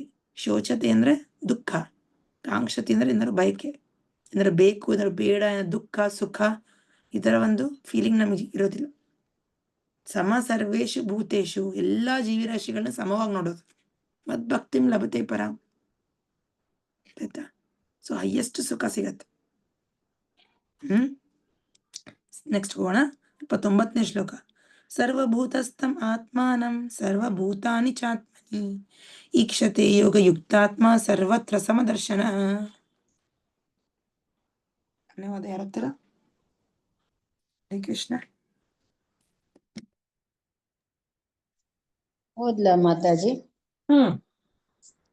ನಿಜವಾದ ಹರೇ ಕೃಷ್ಣ. ಅನುವಾದ. ನಿಜವಾದ ಯೋಗಿಯು ಎಲ್ಲಾ ಜೀವಿಗಳಲ್ಲಿಯೂ ನನ್ನನ್ನು ಕಾಣುತ್ತಾನೆ ಮತ್ತು ನನ್ನಲ್ಲಿ ಎಲ್ಲಾ ಜೀವಿಗಳನ್ನು ಕಾಣುತ್ತಾನೆ. ವಾಸ್ತವವಾಗಿ ಆತ್ಮ ಸಾಕ್ಷಾತ್ಕಾರವನ್ನು ಪಡೆದ ಮನುಷ್ಯನು ಪರಮಪ್ರಭುವಾದ ನನ್ನನ್ನೇ ಎಲ್ಲೆಲ್ಲಿಯೂ ಕಾಣುತ್ತಾನೆ. ಹರೇ ಕೃಷ್ಣ. ಭಾವಾರ್ಥ ಬೇಕಾ ಮಾತಾಜಿ? ಬೇಡ ಮಾತಾಜಿ, ಬೇಡ ಬೇಡ, ಅವಶ್ಯಕತೆ ಇಲ್ಲ. ಸೊ ಭಗವಂತ ಏನಂತಾನೆ, ಈಶ್ವರ ಸರ್ವಭೂತಾನಂ ಹೃದಯೇಶು ಅರ್ಜುನ ತಿಷ್ಠತಿ. ಭಗವಂತ ಎಲ್ಲಾ ಜೀವಿರಾಶಿಗಳ ಹೃದಯದಲ್ಲಿದ್ದಾನೆ. ಆದ್ರೆ ಅದನ್ನ ನಮಗೆ ನೋಡೋದಕ್ಕೆ ಆಗ್ಬೇಕು ಅಲ್ಲ. ಪ್ರತಿಯೊಂದು ಜೀವಿನೂ ನಾವು ಭೌತಿಕವಾಗಿ ನೋಡೋದಲ್ಲ. ಅವ್ನು ಏನ್ ಡ್ರೆಸ್ ಹಾಕೊಂಡಿದ್ದಾನೆ, ಅವ್ನು ನೋಡಕ್ ಹೇಗಿದ್ದಾನೆ ಅಲ್ವಾ, ಇದು ಹೊರಗಡೆಯಿಂದ ನೋಡ್ತಾ ಇರೋದು ನಾವು, ಬಹಿರಂಗ ಅಲ್ವಾ. ಬಹಿರಂಗ ಹೇಗೆ ಇದ್ರು ಅದು ಜಾಸ್ತಿ ಮ್ಯಾಟ್ರ್ ಆಗಲ್ಲ ಅದು ಅಲ್ವಾ. ಪ್ರಭುಪಾದ ಅಮೆರಿಕಾಗೆ ಹೋದಾಗ ಬಹಿರಂಗದಿಂದ ಅದು ವಿದೇಶ, ಬೇರೆ ದೇಶ, ಅಲ್ಲಿ ಯಾವುದೇ ರೀತಿ ಒಂದು ವೈದಿಕ ಸಂಸ್ಕೃತಿ ಅನ್ನೋದು ಇಲ್ಲವೇ ಇಲ್ಲ. ಯಾರಿಗೂ ಅಲ್ಲೊಂದು ಏನಂತಾರೆ, ವರ್ಣಾಶ್ರಮ ಧರ್ಮ, ವರ್ಣಾಶ್ರಮ ಪದ್ಧತಿ, ಶಾಸ್ತ್ರದ ಮೇಲೆ ನಂಬಿಕೆ ಅದೆಲ್ಲ ಏನು ಇಲ್ಲವೇ ಇಲ್ಲ. ಏನೋ ಮೇಲ್ಮೇಲೆ ಸುಮ್ಮನೆ ಅವರು ಕಾಟಾಚಾರಕ್ಕೆ ಏನೋ ಮಾಡ್ತಾರೆ, ಏನೋ ಚರ್ಚಿಗೆ ಹೋಗಿ ಬರ್ತಾರೆ ಅಷ್ಟೇ. ಬಟ್ ತುಂಬಾ ತುಂಬಾ ಬೇಸಿಕ್ ಅಂಡರ್ಸ್ಟ್ಯಾಂಡಿಂಗ್ ಅವ್ರಿಗಿರೋದು. ಓಕೆನಾ. ಅವ್ರು ಜೀಸಸ್ ಕ್ರೈಸ್ತ ಸರಿಯಾಗಿ ಅವರು ಫಾಲೋ ಮಾಡೋದಿಲ್ಲ ಆಕ್ಚುಲಿ. ಆ ಸ್ಟೇಜಲ್ಲಿ ಇದ್ದಾರೆ ಅವ್ರು, ಇದ್ರು. ಓಕೆ, ಇವತ್ತಿಗೂ ಆಗಿದೆ ಅಫ್ಕೋರ್ಸ್ ಆ ದೇಶ. ಪ್ರಭುಪಾದ ಹತ್ರ ನೋಡಿದಿದ್ರೆ ಅವ್ರಿಗೆ ಪ್ರಚಾರ ಮಾಡೋಕ್ಕೆ ಆಗ್ತಾ ಇರಲಿಲ್ಲ, ಇವ್ರುಗಳಿಗೆ ಏನು ಹತ್ತತ್ತೆ ಅಂತ. ಬಟ್ ಅದು ಯಾವುದನ್ನು ಲೆಕ್ಕಕ್ಕೆ ತಗೊಳ್ದೇನೆ ಅವ್ರ ಗುರು ಹೇಳಿದ್ದ ಆಜ್ಞೆನ ಜಸ್ಟ್ ಪೂರ್ತಿ ವಿಶ್ವಾಸದಿಂದ ಅವ್ರು ಫಾಲೋ ಮಾಡಿದ್ರು. ಆ್ಯಂಡ್ ಎಷ್ಟೊಂದು ಜನ ಸಿನ್ಸಿಯರ್ ಸೋಲ್ ಅಟ್ರಾಕ್ಟ್ ಆದ್ರೆ ಅದಕ್ಕೆ. ಎರಡು ಥರ ಇರ್ತಾರಂತೆ ಮನುಷ್ಯರು. ಒಬ್ಬರು ತುಂಬ ಪ್ರಾಮಾಣಿಕವಾಗಿ ಇರೋಂಥವ್ರು, ಬಟ್ ಮುಗ್ಧರು, ಅಂದ್ರೆ ಅವ್ರಿಗೆ ತಿಳುವಳಿಕೆ ಇಲ್ದಿರೋರು, ಇನ್ನಸೆಂಟ್. ಇನ್ನೊಂದು ಕ್ಯಾಟಗರಿ ಏನಪ್ಪಾ ಅಂದ್ರೆ ಈರ್ಷ್ಯೆ ಪಡೋವಂಥವ್ರು. ಆಯ್ತಾ. ಭಗವಂತ ಅಂದ್ರೆ ಈರ್ಷ್ಯೆ ಪಡೋವಂಥವ್ರು, ವೈಷ್ಣವರು ಅಂದ್ರೆ ಈರ್ಷ್ಯೆ ಪಡೋವಂಥವ್ರು. ಸೊ ಯಾರು ತುಂಬಾ ಎನ್ವಿಯಸ್ ಆಗಿರ್ತಾರೋ, ಈರ್ಷ್ಯೆ ಪಡ್ಕೋತಾರೋ ಅಂಥವ್ರಿಗೆ ನಾವೇನು ಮಾಡೋಕ್ಕಾಗಲ್ಲ, ಅಂಥವ್ರನ್ನ ಉದ್ಧಾರ ಮಾಡೋದಕ್ಕಾಗಲ್ಲ ಅಂತಾರೆ. ಚೈತನ್ಯ ಮಹಾಪ್ರಭುನೇ ಹೇಳ್ತಾರೆ, ಅಂಥವ್ರನ್ನ ಬಿಟ್ಬಿಡ್ಬೇಕಂತೆ, ಕೃಷ್ಣನ ಕೈಗೆ ಬಿಟ್ಬಿಡ್ಬೇಕು. ನಮ್ಮ ಗುರಿ ಯಾರಪ್ಪ, ನಾವ್ ಯಾರಿಗೆ ಹೇಳ್ತೀವಪ್ಪ ಪ್ರಚಾರ ಮಾಡ್ತೀವಿ, ಯಾರನ್ನ ನಾವು ಭಕ್ತರು ಮಾಡ್ಬೋದು? ಓನ್ಲಿ ಮುಗ್ಧರಿಗೆ, ಯಾರು ಸಿನ್ಸಿಯರ್ ಆಗಿದ್ದಾರೆ, ಪ್ರಾಮಾಣಿಕವಾಗಿ ಭಗವಂತ ಬೇಕು ಅನ್ನೋರಿಗೆ, ಭಗವಂತನ ಹತ್ರ ಹೋಗ್ಬೇಕು ಅನ್ನೋರಿಗೆ, ಅಂಥವ್ರಿಗೆ ಪ್ರಚಾರ ಮಾಡ್ಬೋದು. ಸೊ ಆ ಥರ ಎಷ್ಟೊಂದು ಜನ ಸಿನ್ಸಿಯರ್ ಆಗಿ ಅಟ್ರಾಕ್ಟ್ ಆಗಿ ಬಂದು ಇಷ್ಟು ಸಂಸ್ಥೆ ತೆಗೆದ್ರು ಪ್ರಭುಪಾದ. ಇವಾಗ ಈ ಸಂಸ್ಥೆದಲ್ಲಿ ಇರೋಂಥ ವ್ಯಕ್ತಿಗಳು ಅಷ್ಟೇ ತುಂಬಾ ತುಂಬಾ ಸುಕೃತಿ, ತುಂಬಾ ಪುಣ್ಯ ಮಾಡಿರೋರೇ ಕೃಷ್ಣನ ಹತ್ರ ಬರಕ್ಕಾಗತ್ತೆ. ಎಲ್ಲರೂ ಬರಕ್ಕಾಗಲ್ಲ ಕೃಷ್ಣನ ಹತ್ರ ಅಲ್ವಾ. ಪ್ರಭುಪಾದ ಹೇಳ್ತಾರೆ, ವಜ್ರದ ಅಂಗಡಿಗೆ ಎಲ್ಲರೂ ಹೋಗಕ್ಕಾಗತ್ತ, ಎಲ್ಲರೂ ಕೊಂಡ್ಕೊಳಕ್ಕಾಗತ್ತ ವಜ್ರನ, ತುಂಬಾ ಬೆಲೆ ಬಾಳುವಂಥದ್ದು ಅಲ್ವಾ. ಒಂದು ಚಿನ್ನ ಕಲ್ಲು, ವಜ್ರದ ಕಲ್ಲು ಎಷ್ಟಿರತ್ತೆ, ಎಷ್ಟು ರೇಟ್ ಇರತ್ತದ, ಹೌದಲ್ವಾ. ಅದನ್ನ ಎಲ್ಲರೂ ಕೊಂಡ್ಕೊಳಕ್ಕಾಗಲ್ಲ. ಯಾರಿಗೆ ಸಾಮರ್ಥ್ಯ ಇದೆಯೋ ಅವರೇ ಕೊಂಡ್ಕೊಳಕ್ಕಾಗತ್ತೆ. ಅದೇ ರೀತಿ ಯಾರಿಗೆ ಸಾಮರ್ಥ್ಯ ಇದೆಯೋ, ಯಾರಿಗೆ ಸಾಕಷ್ಟು ಪುಣ್ಯ ಇದೆಯೋ ಅವ್ರು ಮಾತ್ರ ಕೃಷ್ಣನಿಗೆ ಆಕರ್ಷಣೆಗೆ ಬರ್ತಾರೆ, ಅವ್ರು ಮಾತ್ರ ಕೃಷ್ಣ ಭಕ್ತಿ ಮಾಡೋದಕ್ಕಾಗತ್ತೆ, ಅವ್ರು ಮಾತ್ರ ವೈಷ್ಣವರ ಹತ್ರ ಬರ್ತಾರೆ, ಸಂಪರ್ಕಕ್ಕೆ ಬರ್ತಾರೆ, ಸಾಂಗತ್ಯಕ್ಕೆ ಬರ್ತಾರೆ. ಓಕೆ. ಸೊ ಕೃಷ್ಣನಂತಾನೆ ಈಶ್ವರ ಸರ್ವಭೂತನ ಹೃದಯೇಶ ಅರ್ಜುನ ತಿಷ್ಠತಿ. ಸೊ ಎಲ್ಲಾ ಜೀವಿ ರಾಶಿಗಳಲ್ಲಿ ಕೃಷ್ಣನ ನೋಡಂಗ್ ಆಗ್ಬೇಕು ಅಂದ್ರೆ ನಮಗೆ ಜ್ಞಾನ ಮುಖ್ಯ ಅಲ್ವಾ. ನಮ್ಗೆ ಕೃಷ್ಣ ಭಕ್ತಿ ಮಾರ್ಗ ಮುಖ್ಯ. ಅದೇ ನೋಡಿ ಹೇಳ್ತಿರೋದು 19ನೇ ಶ್ಲೋಕ ಮೊದಲನೇ, ಕೃಷ್ಣ ಪ್ರಜ್ಞೆ ಇರುವ ಯೋಗಿಯು ಪರಿಪೂರ್ಣ ದ್ರಷ್ಟಾರನು, ಏಕೆಂದರೆ ಅವನು ಪರಮ ಪ್ರಭುವಾದ ಕೃಷ್ಣನು ಪರಮಾತ್ಮನಾಗಿ ಎಲ್ಲರ ಹೃದಯಗಳಲ್ಲಿ ನೆಲೆಸಿರುವುದನ್ನು ಕಾಣುತ್ತಾನೆ. ಪರಿಪೂರ್ಣ ಜ್ಞಾನ ಇರೋದು ಓನ್ಲಿ ಪರಿಪೂರ್ಣ ಯೋಗಿಗೆ, ಪರ್ಫೆಕ್ಟ್ ಯೋಗಿಗೆ ಮಾತ್ರ ಅಲ್ಲ. ಪರ್ಫೆಕ್ಟ್ ಆಗಿ ಅರ್ಥ ಮಾಡ್ಕೊಂಡ್ರೆ ಅವನಿಗೆ ಸರಿಯಾಗಿ ಅರ್ಥ ಆದಂಗೆ ಅಲ್ವಾ. ಪರ್ಫೆಕ್ಟ್ ಆಗಿ ಅರ್ಥ ಆಗ್ಬೇಕು ಅಂದ್ರೆ ನಮಗೆ ಈ ಒಂದು ಜ್ಞಾನ ಬೇಕು, ಈ ಒಂದು ಮಾರ್ಗ ಬೇಕು, ಕೃಷ್ಣ ಭಕ್ತಿ ಮಾರ್ಗ ಬೇಕು. ಅದೇ ಕೃಷ್ಣ ಹೇಳ್ತಾ ಇರೋದು. ಓಕೆನಾ. ಸೊ ಭಗವಂತ ಕೃಷ್ಣ ನೋಡಿ ಯಾವುದೇ ರೀತಿ ವ್ಯತ್ಯಾಸ ಇಲ್ಲದೆ ಒಂದು ನಾಯಿ ಮನ್ಸಲ್ಲೂ ಇರ್ತಾನೆ ಅಂಡ್ ಬ್ರಾಹ್ಮಣನ ಮನ್ಸಲ್ಲೂ ಇರ್ತಾನೆ, ಹೌದಾ. ಕೃಷ್ಣ ಪ್ರತಿಯೊಂದು ಜೀವಿರಾಶಿಗಳಲ್ಲೂ ಇದ್ದಾನೆ. ಆದ್ರೆ ಭಗವಂತ ನಾಯಿಯಲ್ಲಿದ್ದಾನೆ ಅನ್ ಮಾತ್ರಕ್ಕೆ ಅಥವಾ ಬ್ರಾಹ್ಮಣನಲ್ಲಿದ್ದಾನೆ ಅನ್ ಮಾತ್ರಕ್ಕೆ ಭಗವಂತನ ಸ್ಥಾನ ಏನು ಕಮ್ಮಿ ಆಗಲ್ಲ, ಪೂರ್ಣ ಅವನು. ಓಂ ಪೂರ್ಣಮದ ಪೂರ್ಣಮಿದಂ ಪೂರ್ಣಾತ್ ಪೂರ್ಣಂ ವಿಶಿಷ್ಯತೆ ಪೂರ್ಣಸ್ಯ ಪೂರ್ಣಮಾದಾಯ ಪೂರ್ಣಮೇವಾವಿಶಿಷ್ಯತೆ ಅಂತ ಈಶೋಪನಿಷದಲ್ಲಿ ಬರುತ್ತೆ, ಇನ್ವೊಕೇಶನ್ ಪ್ರೇಯರ್ ಫಸ್ಟ್ ಶ್ಲೋಕ. ಅಂದ್ರೆ ಭಗವಂತ ನಾನು ಪೂರ್ಣ, ಅವನ ಧಾಮದಲ್ಲಿ ಇದ್ದಾನೆ ಅವನು, ನೋ ಡೌಟ್. ಅವನು ಇಲ್ಲೂ ಇದ್ದಾನೆ, ಎಲ್ಲಾ ಜೀವಿರಾಶಿಗಳಲ್ಲಿ ಪರಮಾತ್ಮ ರೂಪದಲ್ಲಿ ಇದ್ದಾನೆ ಅಲ್ವಾ. ನಾಯಿಯಲ್ಲೂ ಇದ್ದಾನೆ, ಹಂದಿಯಲ್ಲೂ ಇದ್ದಾನೆ, ಮನುಷ್ಯನಲ್ಲೂ ಇದ್ದಾನೆ. ಅದರಿಂದ ಭಗವಂತನ ಸ್ಥಾನ ಕಮ್ಮಿ ಆಗಲ್ಲ. ಅಂಡ್ ಭಗವಂತ ಇಲ್ಲಿದ್ದಾನೆ ಅಂತ ಅಲ್ಲ, ಭಗವಂತ ಅವನ ಧಾಮದಲ್ಲೇ ಇದ್ದಂಗೆ. ಇದಕ್ಕೆ ಅಚಿಂತ್ಯ ಭೇದ ಭೇದ ಭೇದ ಅಭೇದ ಅಂತ ಕರೆಯೋದು. ಏನಂತ ಕರೀತಾರೆ? ಅಚಿಂತ್ಯ ಭೇದ ಅಭೇದ. ಅಂದ್ರೆ ಒಂದೇ ಸಮನೆ ಇದೆ ಅಂಡ್ ಒಂದೇ ಸಮನೆ ಇಲ್ಲ ಕೂಡ. Oneness and different. ಹೌದು, ಇದ್ದಾನೆ ಅವನು, ಎಲ್ಲ ಕಡೆ ಇದ್ದಾನೆ ಭಗವಂತ ಈ ಪ್ರಪಂಚದಲ್ಲಿ, ಎಲ್ಲಾ ಜೀವಿರಷ್ಟರಲ್ಲಿ ಇದ್ದಾನೆ. ಆದ್ರೆ ಎಲ್ಲ ಇದ್ದಾರೆ ಅಂತ ಮಾತಾಗ ಇವಾಗ ನಾಯಿದಲ್ಲಿ ಭಗವಂತ ಇದೆ ಅಂದ್ರೆ ನಾಯಿ ಭಗವಂತ ಅನ್ಕೊಂಡು ನಾಯಿನ ಪೂಜ್ಸಕ್ಕಾಗತ್ತಾ? ಅಲ್ಲ. ಗೊತ್ತಾಗ್ತಿದ್ಯಾ? ಭಗವಂತ ಎಲ್ಲ ಕಡೆ ಇದ್ರೂ ಕೂಡ ಅವನಿಲ್ಲ, ಅದು ಭಗವಂತ ಅಲ್ಲ. ಓನ್ಲಿ ಅವನ ಶಕ್ತಿ ಮಾತ್ರ ಇಲ್ಲಿರೋದು. ಬಟ್ ಅವನು ಅವನ ಧಾಮನಲ್ಲಿದ್ದ ಅಂದ್ರೆ ಅವನು ಇಲ್ಲೂ ಇದ್ದಾನೆ, ಇಲ್ಲೂ ಇಲ್ಲ. ಆಯ್ತಾ? ಸೊ ಅದು ಭಗವಂತ ಹೇಳ್ತಾ ಇರೋದು ಇಲ್ಲಿ ಭಾಷೆಯಲ್ಲಿ ಹೇಳ್ತಾ ಇರೋದು ಆಕ್ಚುಲಿ. ಸೊ ಕೃಷ್ಣ ಎಲ್ಲಾ ಪ್ರಾಣಿಗಳಲ್ಲೂ ಎಲ್ಲಾ ಜೀವರಾಶಿಗಳಲ್ಲೂ ಪರಮಾತ್ಮ ರೂಪದಲ್ಲಿ ಇದ್ದಾನೆ.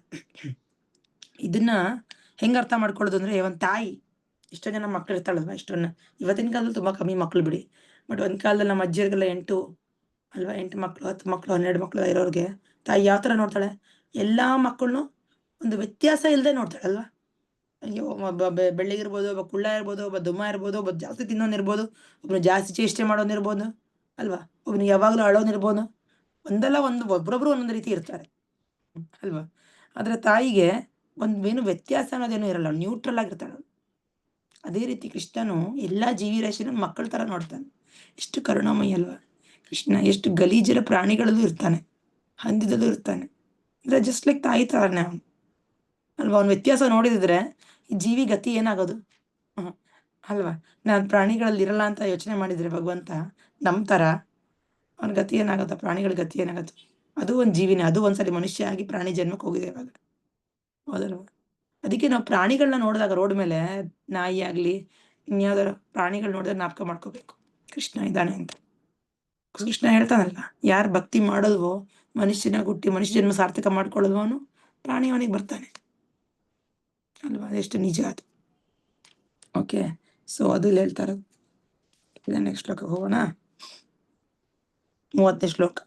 ಯೋಮಂ ಪಶ್ಯತಿ ಸರ್ವತ್ರ ಸರ್ವಂ ಚ ಮಯಿ ಪಶ್ಯತಿ ತಸ್ಯಾಹಂ ನ ಪ್ರಣಶ್ಯಾಮಿ ಸಚ ಮೇ ನ ಪ್ರಣಶ್ಯತಿ.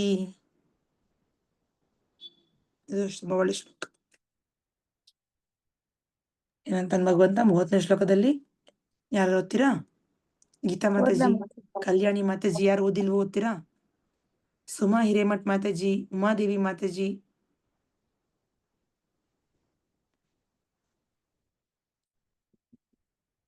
ಹೇಳಿ ಮಾತಾಡಿ. ಹರೇ ಕೃಷ್ಣ ಮಾತಾಡಿ. ಹರೇ ಕೃಷ್ಣ ಮಾತಾಜಿ, ಅನುವಾದ ಓದ್ತೀರಾ? 30ನೇ ಶ್ಲೋಕ, 6ನೇ ಅಧ್ಯಾಯ ಭಗವದ್ಗೀತೆ 30ನೇ ಶ್ಲೋಕದ ಅನುವಾದ ಓದ್ತೀರಾ? ಒಂದ್ ಸೆಕೆಂಡ್ ಮಾತಾಡಿ, ತೆಗಿತೇನೆ.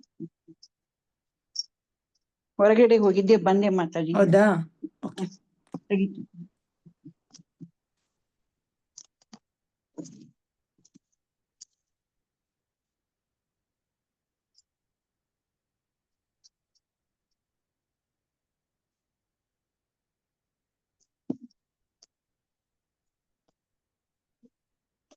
ಸಿಕ್ತಾ ಮಾತಾಜಿ?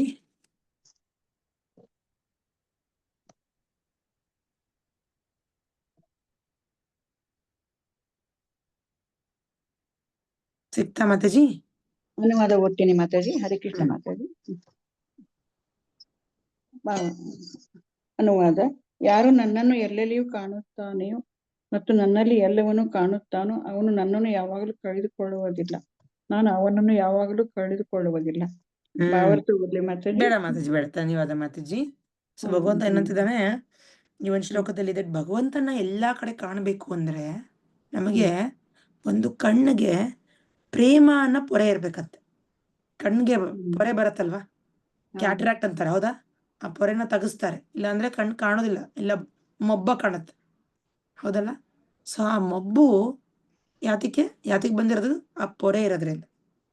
ಸೊ ನಮಗೂ ಆ ಪ್ರೇಮ ಅನ್ನೋ ಒಂದು ಪೊರೆ ಬಂದ್ರೆ ಹತ್ತದ್ರೆ ಕಣ್ಣಿಗೆ, ಕೃಷ್ಣನ್ನ ಎಲ್ಲಾ ಕಡೆ ನೋಡ್ಬೋದು ನಾವು. ಭಗವಂತನ ಎಲ್ಲಾ ಕಡೆ ನೋಡ್ಬೋದು. ಭಗವಂತನು ಒಂದು ಭಕ್ತನ್ ಬಿಟ್ಟಿರೋದಿಲ್ಲ. ಆತರ ಒಂದು ಪರಸ್ಪರವಾಗಿ ಒಂದು ತುಂಬಾ ಒಂದು ಗಾಢವಾದಂತ ಸಂಬಂಧ ನಮಗೂ ಭಗವಂತನಿಗೆ ಕಲಗತ್ತೆ. ಅದಕ್ಕೆ ಒಂದು ಬ್ರಹ್ಮ ಸಂಹಿತೆಯಲ್ಲಿ ಒಂದು ಒಳ್ಳೆ ಶ್ಲೋಕ ಬರುತ್ತೆ. ಪ್ರೇಮಾಂಜನಚುರಿತ ಭಕ್ತಿ ವಿಲೋಚನೇನ ಸಂತ ಸದೈವ ಹೃದಯೇಶು ವಿಲೋಕಯಂತಿ ಯಂ ಶ್ಯಾಮ ಸುಂದರಮಚಿಂತ್ಯ ಗುಣಸ್ವರೂಪಂ ಗೋವಿಂದಮಾದಿಪುರುಷಂ ತಮಹಂ ಭಜಾಮಿ. ಇದರ್ಥ ಏನಪ್ಪ? ಆದಿಪುರುಷನಾದ ಗೋವಿಂದನನ್ನು ನಾನು ಪೂಜಿಸುತ್ತೇನೆ. ಪ್ರೇಮಾಂಜನವನ್ನು ಕಣ್ಣಿಗೆ ಲೇಪಿಸಿಕೊಂಡ ಭಕ್ತನಿಂದ ಅವನು ಸದಾ ನೋಡಲ್ಪಡುತ್ತಾನೆ. ಭಕ್ತನ ಹೃದಯದಲ್ಲಿ ನೆಲೆಸಿರುವ ಅವನು ಶ್ಯಾಮಸುಂದರನ ತನ್ನ ನಿತ್ಯ ಸ್ವರೂಪದಲ್ಲಿ ಕಾಣಿಸುತ್ತಾನೆ. ಭಗವಂತನ ಕಾಣ್ಬೇಕು ಅಂದ್ರೆ ಪ್ರೇಮ ಬೇಕು. ಪ್ರೇಮ ಇದ್ರೆ ನಾವು ಭಗವಂತನ ಎಲ್ಲ ಕಡೆ ಕಾಣ್ಬೋದು. ಆ ಪ್ರೇಮ ಬೆಳೆಸ್ಕೋಬೇಕು ಹೇಗೆ? ಪ್ರೇಮ ಬೆಳೆಸ್ಕೊಳ್ಳೋದು ಹೇಗೆ ಸಾಧ್ಯ? ಈಗ ಗಂಡ ಹೆಂಡತಿ ಮದುವೆ ಆಗಿದಾರಪ್ಪ, ಹೊಸ ಹುಡುಗ ಹುಡುಗಿ, ಪ್ರೇಮ ಇಲ್ಲ, ಏನೂ ಇಲ್ಲ, ಪರಿಚಯ ಇಲ್ಲ.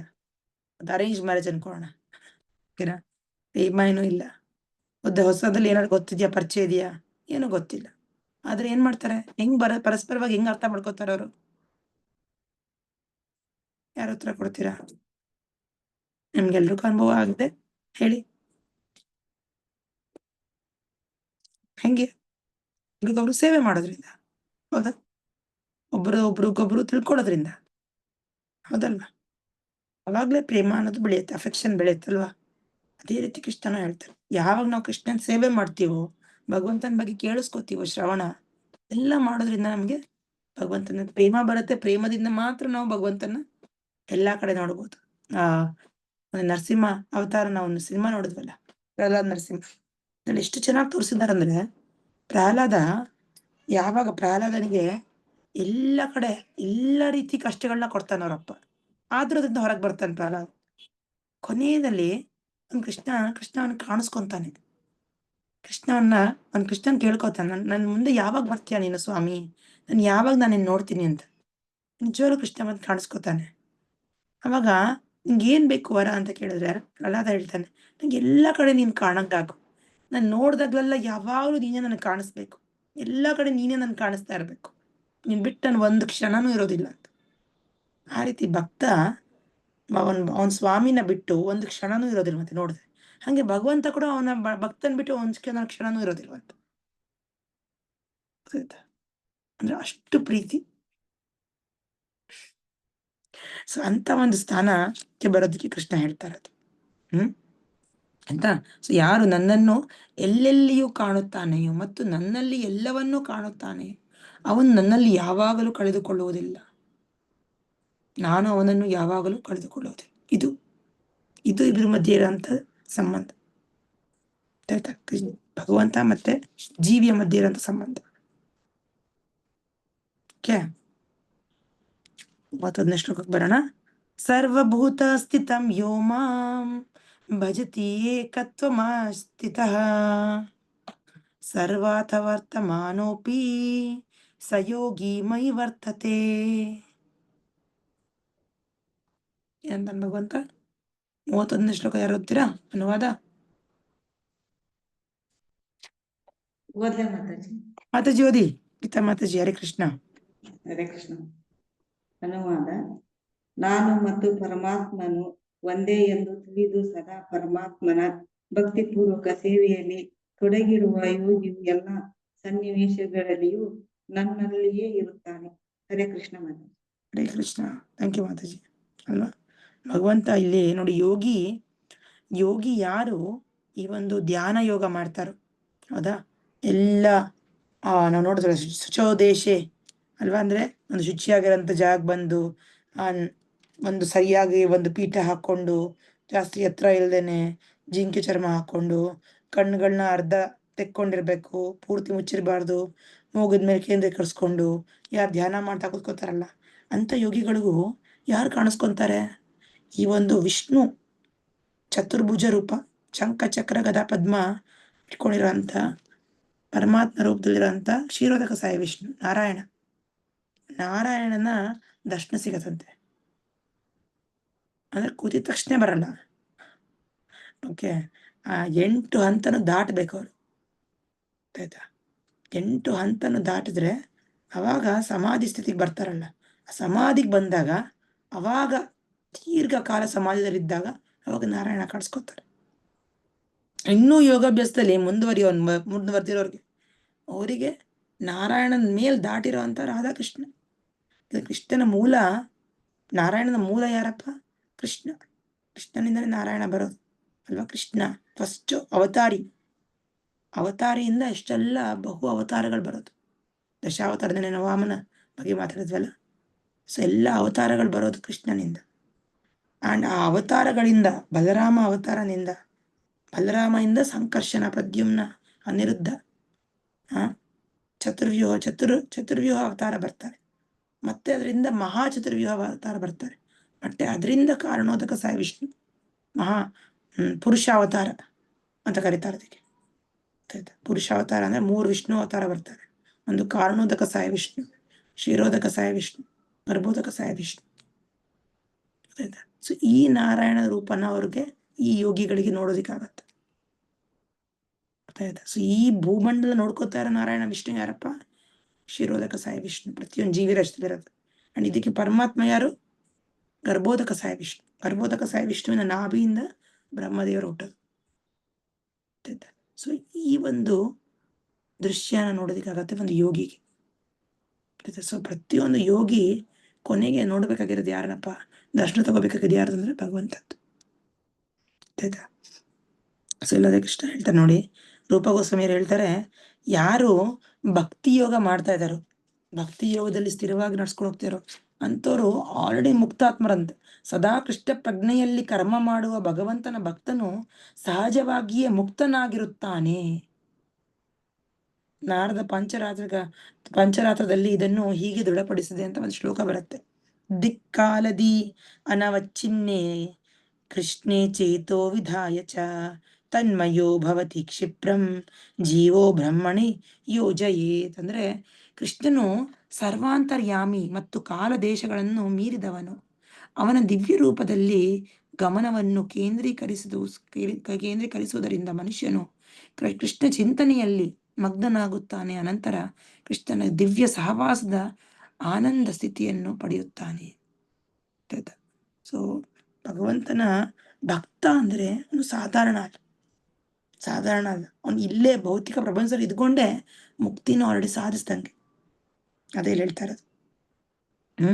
ಕೃಷ್ಣ ಪ್ರಜ್ಞೆಯು ಯೋಗಾಭ್ಯಾಸದ ಅತ್ಯುನ್ನತ ಹಂತವಾದ ಸಮಾಧಿ. ಆ ಸಮಾಧಿ ಸ್ಥಿತಿಗೆ ಹೋಗ್ಬೇಕು ಅಂದ್ರೆ ಯೋಗಿಗಳು ಎಷ್ಟು ಕಾಲ ತಪಸ್ಸೆ ಮಾಡ್ಬೇಕು ಗೊತ್ತಾ? ಎಷ್ಟು ಕಾಲ. ಧ್ರುವ ಮಹಾರಾಜರು 6 ತಿಂಗಳಲ್ಲಿ ಮಾಡಿದ್ರು. ಧ್ರುವಂತರ ಎಲ್ರು ಇರಕ್ಕಾಗಲ್ಲ ಅಲ್ವಾ? ಧ್ರುವ ಅಂದ್ರೆ ಪ್ಯೂರ್ ಡಿವೋಟಿ, ಅವನ ಕೇಳಿ ಮಾಡೋದಕ್ಕಾಯ್ತು ಧ್ರುವನ್ ಕೇಳಿ. ಬಟ್ ಎಲ್ಲರೂ ಧ್ರುವನ ಇಷ್ಟೆಲ್ಲ ವರ್ಷಗಳು ಯೋಗಾಭ್ಯಾಸ ಮಾಡಿದ್ರೆ ಎಷ್ಟೋ ಕಷ್ಟ ಪಡ್ಕೊಂಡು ಒಂದು ಸ್ಥಿತಿಗೆ ಬರ್ತಾರೆ. ಎಲ್ಲರೂ ಸಮಾಧಿ ಹಂತಕ್ಕೂ ಬರೋದಿಲ್ಲ. ಅದಕ್ಕೆ ಎಷ್ಟೋ ಜನ ಯೋಗ ಬಿಟ್ಬಿಡ್ತಾರೆ. ಯೋಗ ಬಿಟ್ಟು ಆ ಯೋಗಾಭ್ಯಾಸ ನಡ್ಕೊಂಡವ್ರು ಏನ್ ಮಾಡ್ತಾರೆ? ಫ್ರಸ್ಟ್ರೇಟ್ ಆಗ್ಬಿಟ್ಟು ಇನ್ ಭಗವಂತನೇ ಇಲ್ಲ, ಅಥವಾ ಭಗವಂತ ಎಲ್ಲರೂ ಭಗವಂತನೇ ಅನ್ನೋ ಒಂದು ತಪ್ಪು ಕನ್ಕ್ಲೂಷನ್ಗೆ ಬರ್ತಾರೆ, ತಪ್ಪು ಅನಿಸಿಕೆಗೆ ಬರ್ತಾರೆ. ಭಗವಂತ ಎಲ್ಲ ಕಡೆ ಇರೋದ್ರಿಂದ ಭಗವಂತ ಇನ್ನೋ ಒಂದು ಧಾಮದಲ್ಲಿ ಇಲ್ಲ, ಇಲ್ಲೇ ಎಲ್ಲೋ ಭಗವಂತ ನೋಡ್ಕೋಬೇಕು, ನನ್ನಲ್ಲೂ ಇರೋದ್ರಿಂದ ಈಗ ನಾನೇ ಭಗವಂತ. ಗೊತ್ತಾಗ್ತಿದ್ಯಾ?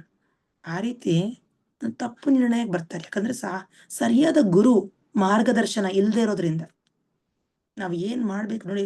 ಪ್ರತಿಯೊಂದು ಭೌತಿಕ ಜೀವನದಲ್ಲೇ ನಾವ್ ಏನಾದ್ರು ಸಾಧಿಸ್ಬೇಕು ಅಂದ್ರೆ ಒಂದು ಎಕ್ಸ್ಪರ್ಟ್ ಹತ್ರ ಹೋಗ್ತೀವಿ ನಾವು.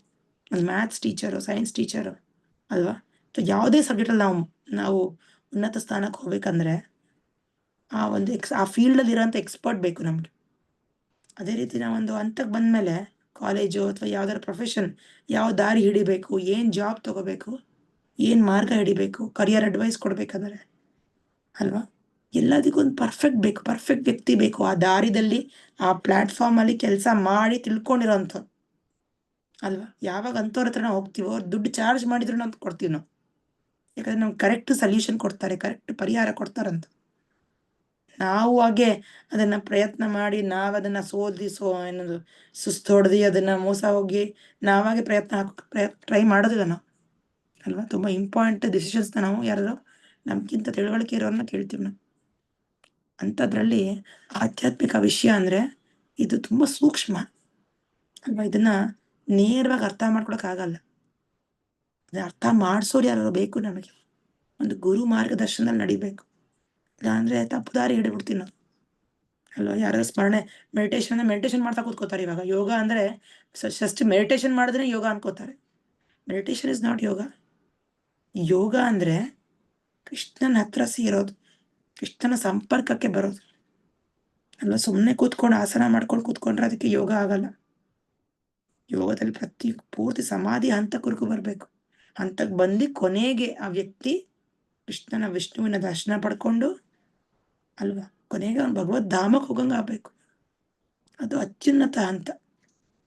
ಬಟ್ ಇಲ್ಲಿ ಹೇಳ್ತಾರೆ, ರೂಪ ಗೋಸ್ವಾಮಿಯವರು ಹೇಳ್ತಾರೆ, ಕೃಷ್ಣ ಪ್ರಜ್ಞೆ ಮಾರ್ಗದಲ್ಲಿರೋಂಥನು ಯೋಗಾಭ್ಯಾಸ ಮಾಡುವಂತನು ಅತ್ಯುನ್ನತ ಹಂತವಾದ ಸಮಾಧಿಯಲ್ಲಿದ್ದಂಗೆ. ಕೃಷ್ಣನು ಪ್ರತಿಯೊಬ್ಬರ ಹೃದಯದಲ್ಲಿಯೂ ಪರಮಾತ್ಮನಾಗಿ ನೆಲೆಸಿದ್ದಾನೆ ಎನ್ನುವ ಅರಿವೇ ಯೋಗಿಯನ್ನು ದೋಷರಹಿತನನ್ನಾಗಿ ಮಾಡುತ್ತದೆ. ಭಗವಂತನ ಈ ಗ್ರಹಿಕೆಗೆ ಮೀರಿದ ಶಕ್ತಿಯನ್ನು ವೇದಗಳು ಹೀಗೆ ದೃಢಪಡಿಸುತ್ತದೆ. ಏಕೋಪೀಸನ್ ಬಹುಧಾ ಯೋಸ್ಪಭಾತಿ. ಭಗವಂತನು ಒಬ್ಬನೇ, ಆದರೂ ಅಸಂಖ್ಯಾತ ಹೃದಯಗಳಲ್ಲಿ ಬಹುವಾಗಿ ಅವನು ಇದ್ದಾನೆ. ಕೃಷ್ಣ ಒಂದು ಧಾಮದಲ್ಲಿ ಇದ್ದಾನೆ, ನೋ ಡೌಟ್. ಆದರೆ ಎಲ್ಲಾ ಜೀವಿದಾಶದಲ್ಲೂ ಇದ್ದಾನೆ, ಎಲ್ಲ ಕಡೆ ಎಲ್ಲರಲ್ಲೂ ಇದ್ದಾನೆ. ಯಾತಕ್ಕೋಸ್ಕರ? ನಮ್ಮನ್ನ ಜ್ಞಾಪಕ ಮಾಡೋದಕ್ಕೋಸ್ಕರ, ನಾವು ಭಗವಂತನ ಕಡೆ ತಿರುಗಿ ನೋಡ್ಲಿ ಅನ್ನೋದಕ್ಕೋಸ್ಕರ, ನಮಗೆ ಜ್ಞಾನ ಕೊಡೋದಕ್ಕೋಸ್ಕರ, ನಮಗೆ ಒಳ್ಳೆ ಮಾರ್ಗ ತೋರ್ಸಕ್ಕೋಸ್ಕರ ಕೃಷ್ಣ ಇರೋದು. ಓಕೆನಾ? ಅದಕ್ಕೆ ಭಗವಂತ ಇರೋದು. ಸೊ ಇದನ್ನ ಅರಿತುಕೊಳ್ಳೋಕ್ಕಾಗೋದು ಯೋಗ ಮಾಡೋನ್ಗೆ. 32ನೇ ಶ್ಲೋಕ.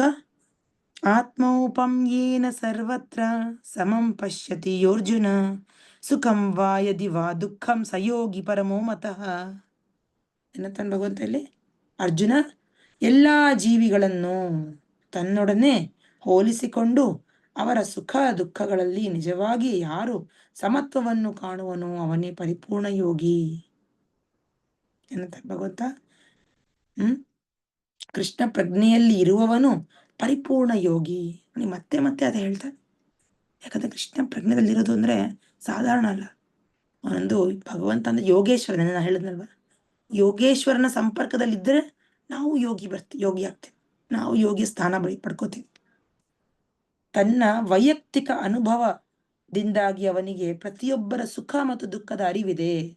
ಜೀವಿಯ ಯಾತನೆಯ ಕಾರಣವೆಂದರೆ ಭಗವಂತನೊಡನೆ ತನ್ನ ಬಾಂಧವ್ಯವನ್ನು ಮರೆತಿರುವುದು. ಇವಾಗ ತಾನು ಹೇಳ್ದೆ ಅಲ್ವಾ, ನಮ್ಮ ದುಃಖದ ಮೂಲ ಕಾರಣ ಏನಪ್ಪ? ಪ್ರತಿಯೊಂದು ಜೀವಿರಾಶಿ ಕಷ್ಟಪಡ್ತಾ ಇರೋದು ಕಾರಣ ಏನು? ಕೃಷ್ಣನಿಂದ ದೂರ ಆಗಿರೋದ್ರಿಂದ, ತಂದೆಯಿಂದ ದೂರ ಆಗಿರೋದ್ರಿಂದ, ಶಾಶ್ವತವಾಗಿ ದೂರ ಆಗಿರೋದ್ರಿಂದ, ಮರ್ತೋಗಿರೋದ್ರಿಂದ.